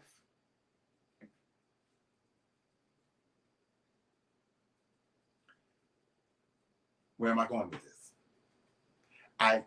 When I dropped out of school, even when he died, I could never forget it. So I promised myself that I was going to fix the wrongs that I had done to me. No one forced me out of school. No one told me I needed to leave. And there was really the reason why I left was really, when I look back at it now, was not really a good enough reason. I should have really sat down and thought about it. But if I would have had somebody that would have came and talked to me, one of my family members back then, and I'm not placing no blame on nobody. I'm just talking, right now. If I would have had somebody that came and talked to me, an older person, and been like, Eddie, don't do it, this, that, and the other. But I was so angry and mad when I did it, when I dropped out of school, to where so I didn't care. At that point, I didn't care what people said, but I would have listened to somebody. Okay. When he died, it pushed me to where so I was like, okay, I said I don't want to be like him. And I mean that I don't want to be looked upon as this worthless person that didn't accomplish nothing, didn't amount to anything. I just took up space on this earth, in this life that God given me, which was a privilege that I was chosen wherever my soul came from in that realm of the Trinity, okay, the Father, the Holy Spirit, and the Son, okay. Wherever my soul came from, this is how deep I go with this. I can't just say that. I can't just sit here and let my life be nothing. So, and then I had a lot of things that I felt were odds against me, because society says it's odds. I'm black. Now I realize that I'm gay. I'm aware of it. I have no mother. I definitely haven't had a father. I have great-grandparents, so the odds are not looking good for me. They're not. At that point, there wasn't. But I was like, I can change this. So growing up, I paid attention to things. I looked at the way I was raised. I remember every era of my teenage years, coming into my teenage years, my adult, coming into my 20s and what have you. And when I accepted my mother's death, my life changed.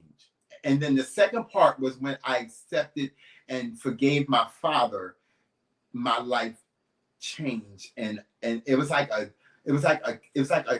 key that opened up another door that gave me blessings, that allowed me to do the things I need to do, to go back to school, to get my GED. To fix the rights to my wrongs, and become a better person, and become a product of my environment, not a product of my environment, to become not a statistic, but somebody that done something with his life in this world. Whereas I became at the point where I can afford to take care of me. I understood that. I gotta go to work. I gotta continue to look for better jobs. I gotta find my own place. So my grandmother pushed me out there. I gotta make it on my own. And once I realized that, before my grandmother died, I could do it. And then after she died, I realized that, okay, now there's nobody else here for me. And I was in my 30s, my late 30s when my grandmother died. At that point, I was like, there's nobody here for me. I got to do this. And plus, I got other people relying on me, as far as they look up to me, like my sister and my niece. And at that time, it was just the two of them. And a few other family members here and there. So I had to make changes. And I did. So when I look at people like Frida, I told you I was going to pivot back to her. That's what I strive to be. That's why I wanted to do my own podcast. After I had my hiccup with my heart, I was like, you know what? Life is too short. It can end. This is something I've always wanted to do. I really wanted to be a singer years ago. I really did. But that didn't happen. So as time went on, I found my knack, and I realized through the years that people really like me. They like my jokes. Let me see what I can. Let me make something out of this. And that was called the birthing thought of my podcast. After I had, and, right before I had my little hiccup with my heart. And news update, I had an appointment on Thursday, guys. It wasn't a heart attack that I had. It was a myocardio. Yeah. I have a blockage, but the blockage will open as time goes on. But it wasn't a heart attack, thank God, and a part of my heart didn't die.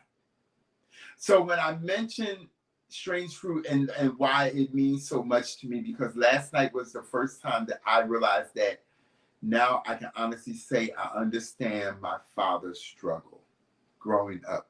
That now I understand that he allowed himself to enter into a realm, which was the dope, and it changed his life long before I was born. Which meant that when he was out there of the world and doing the things he was doing, sleeping, he got married, he had his wife, he met my mother, he slept with my mother, he made me first, and he came to me, and eventually my sister came along. And at that time, he was already high. He was already doing the dope thing. He was already probably well into it. He didn't think about the repercussions that his children would face or could possibly face. And the way that they would feel about him. He didn't think my mother would ever die. I don't think so. So it made me understand. So that's why the song and the meaning of what the song means, strange fruit, means a lot to me. And that people like Big Frida, oh my gosh. I gotta get the name together. It's messing with me. T.S. Madison, so many others. Out there. I'm even throwing out there Tasha K. The Jay-Z's. I drive to be the best that I can be on this earth because I know that there's a purpose for my life that God has given me. I understand that this purpose was long before I was born, and when I came here, that it was the key. Remember, I told you, I unlocked the doors. I'm not talking about the box from Hellraiser. I'm talking about the door. Okay, certain keys to open up the doors to move you to the next level, to elevate you. And I strived that I just didn't want to be a bum in my family. And it's not even about my family, but to me, because I'm here, I'm still on this, I'm without a mother. And I'm always be without one, and I'm okay with that. But I was not, and I'm not going to be a bum. And I hope that this finds somebody and give them some understanding for themselves to help them understand their struggles and their coming up and their issues. Maybe if they had an issue with their parents and what have you, or with their mother or the father, help you understand that at some point, not you when something is intentional from a parent to when it's not. And I'm gonna give you an example that I feel, it's just my opinion. If your mother allowed you to be raped, or your father allowed you to be raped or molested or what's so have you, this, that, and the other, then at that point, even if it was drugs, yet still, it wasn't them. Somewhere in there, it wasn't them. But that doesn't mean you forgive them in the sense of you act like it never existed. What you're doing is that you forgive the person that they were then, and you move on, because that's the only way that you're going to be able to succeed and move on and do the things and not let that haunt you for the rest of your life. That's where I go back to, you have to be able to be with yourself, chill with yourself, have conversations with yourself, go out by yourself, have dinner with you. You know how hard it is for some people to even go to a restaurant and sit down and have dinner by themselves? It's hard. Some people can't do that. So imagine if they can't do that, they damn sure can't sit there. They might sit at home for a good 10 minutes, 15 minutes. If after that, they on the phone, maybe calling somebody, or they're thinking about going somewhere to be around other people. And on this note, I'm going to go because I've stayed a little bit longer than what, and I'm quite sure you guys gotten bored. Maybe so, maybe not. But I just wanted to share that and go into the room because I thought about it last night or 4 days this morning, and I thought about the movie Strange Fruit. And at around about 3, 4 o'clock in the morning, I went on and pre-scheduled my podcast for today. And the title I thought of, I said I want to name it Strange Fruit. But then I saw Charleston White. They posted him getting arrested, and then the T.I. thing was on my mind. I wanted to speak on that. So that's how all that came about. But my main thing was Strange Fruit, and to go into that. The James Baldwin and to the Levi Harswell, how racist he was, to go into the Donald Trump thing and him and Levi Harswell. I think, am I saying it right? Whoever was the head of the FBI, I feel like it's not Levi Harswell. Back in the 60s, well, I think I may be right because I think Levi Harswell. Let me see.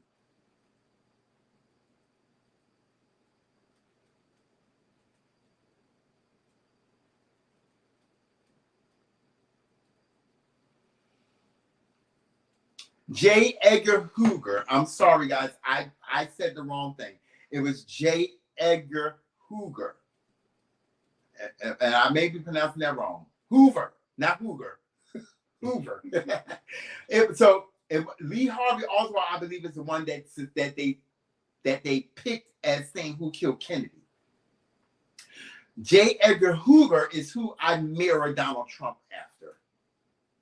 And who I say about back to the robots for Elon Musk and back to the police and how they put down the white sheets and picked up the uniform and the hats and the guns. No longer are they hanging us, they're shooting us. It's just another form of lynching, and that we're still in some form of slavery time with they're trying to wait. This project 2025 I promise you, it's not going to bear no fruit for any person that is black if you don't already have no money. And even if you do have money, yet still, you can easily be killed. Because let me tell you something. If y'all allow Donald Trump to become what we know to be a king, because he wants to never have to run for re-election, he wants to be president to the day that he dies, that is what you call a person that wants to be deemed as king. Okay, and if he's given that kind of power, don't you think that he can kill anybody that he wants if they're not in his favor? And let me tell you something, the black people that's out here already right now that has power, that is rich, the celebrities, I'm not calling no one individual names, I'm speaking of all celebrities, especially the black ones, especially the rappers, especially the actors, that has millions of dollars, that, what have you. Those are the ones will be the first ones to sell us out. Those I consider are the slave catchers. They are going to be the new era where we are beneath them and they're not going to care about us. So if we're struggling out here for the Project 2025, they're not struggling. They can afford to live. They can afford to pay for this. They can afford to pay for that. They're going to do a little bit of something. They're going to give a little something here and there. You know what I mean? But to make them feel good and for it to look good for the camera. But ultimately, they're not going to give a hootenanny about us. They're not going to care. They're not going to care. They're going to sit there and suck up Donald Trump, just like the ones that have already taken pictures of him, the Kanye Wests and the Lil Waynes, just to name a few. All the pastors of the pastor organization, whatever you want to call it, when they sat up there at that White House or wherever they were sitting there, and all the pastors, all the head pastors, all of them of these mega churches,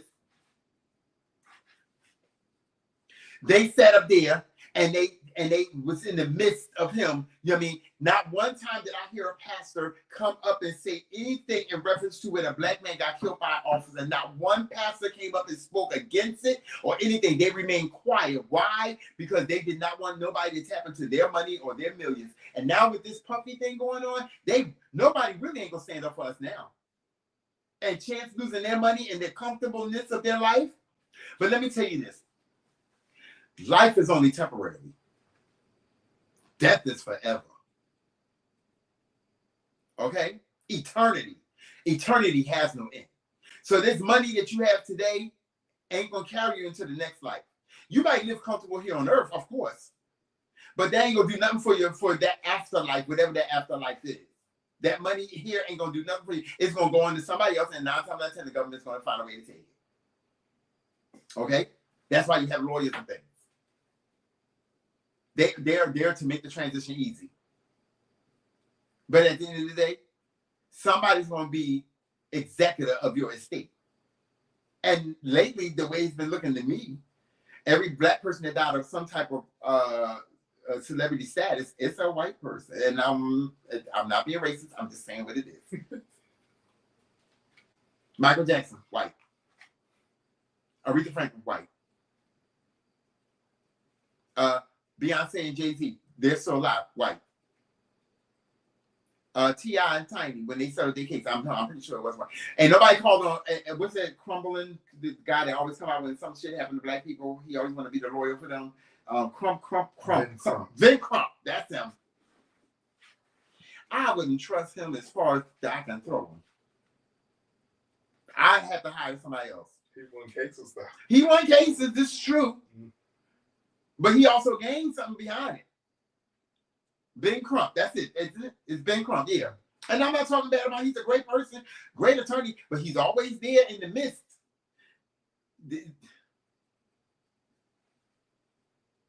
All I'm saying, people, is be mindful. Be aware.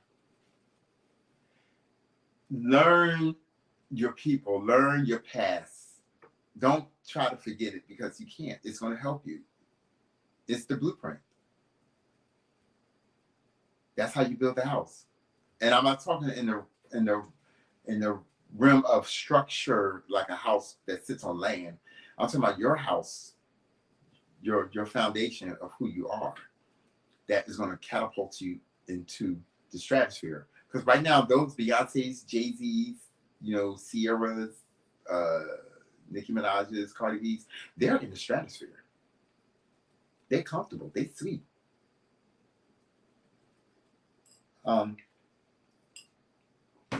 Thank y'all guys for listening to me. It's been a pleasure. Please don't forget to go online and go to www.royalblunts.com. Get ready for my merch, my hats that's going to be coming, shirts, hoodies, and I'm going to try to do jackets. We're going to try to make this a movement, okay? At brunch. That's what I'm going for. I'm going to try to make this a movement. I want to be that rock-aware, that Sean John, I want to be those. I want it to be that. Okay? Thank y'all for listening to me. I did not intend on staying on this long. I swear to you. And I'm gonna try to cut this down each time because I know y'all want to be watching me for 3 to 4 hours. But it'd be so much. And now that I can play with this stuff and I can upload this, that, and the other now and videos, it just feels more real and right now. I just really love it. And I thank y'all for watching me. I really do. Remember to take a little time on your day off and have a little brunch and a cocktail, okay? And get you some tea while you're at it. Get on the phone, call your girlfriend, call your mama, call your grandmama, whoever it is that you can chop it up with and talk tea with. Go on and do the things, okay? Thank y'all guys for watching at brunch. I'm your boy, Culture. Please like and subscribe me on YouTube. Share me. Please go to my Facebook page and follow me. Look for the page that has media access, Meta. It has the blue check mark. That's the page that you'll find me on here. The other page is my personal page as well, but this one here is my business page that I made. This is my at brunch where all my where I will go live on, where I will stream on, as well as YouTube. And like I said, as soon as they get TikTok together with this, I will be on there. I'm going to go ahead and start streaming some things or be posting some things on Instagram. So I'm on all platforms. Okay. Brunch, BRU_UNCH on Instagram. That's my brunch page on Instagram. Edward Brown for Facebook, like I said, with the blue check. Okay. And YouTube is at brunch with the at symbol, capital BRUUNCH. There's no underscore. The underscore is only on Instagram. Or you can type in at Culture Najee. That's that's the @ symbol CULTURE Najee, which is NAJEE, and you'll find my YouTube channel there and my podcast. Enjoy, guys. Thank y'all very much. Have a great day.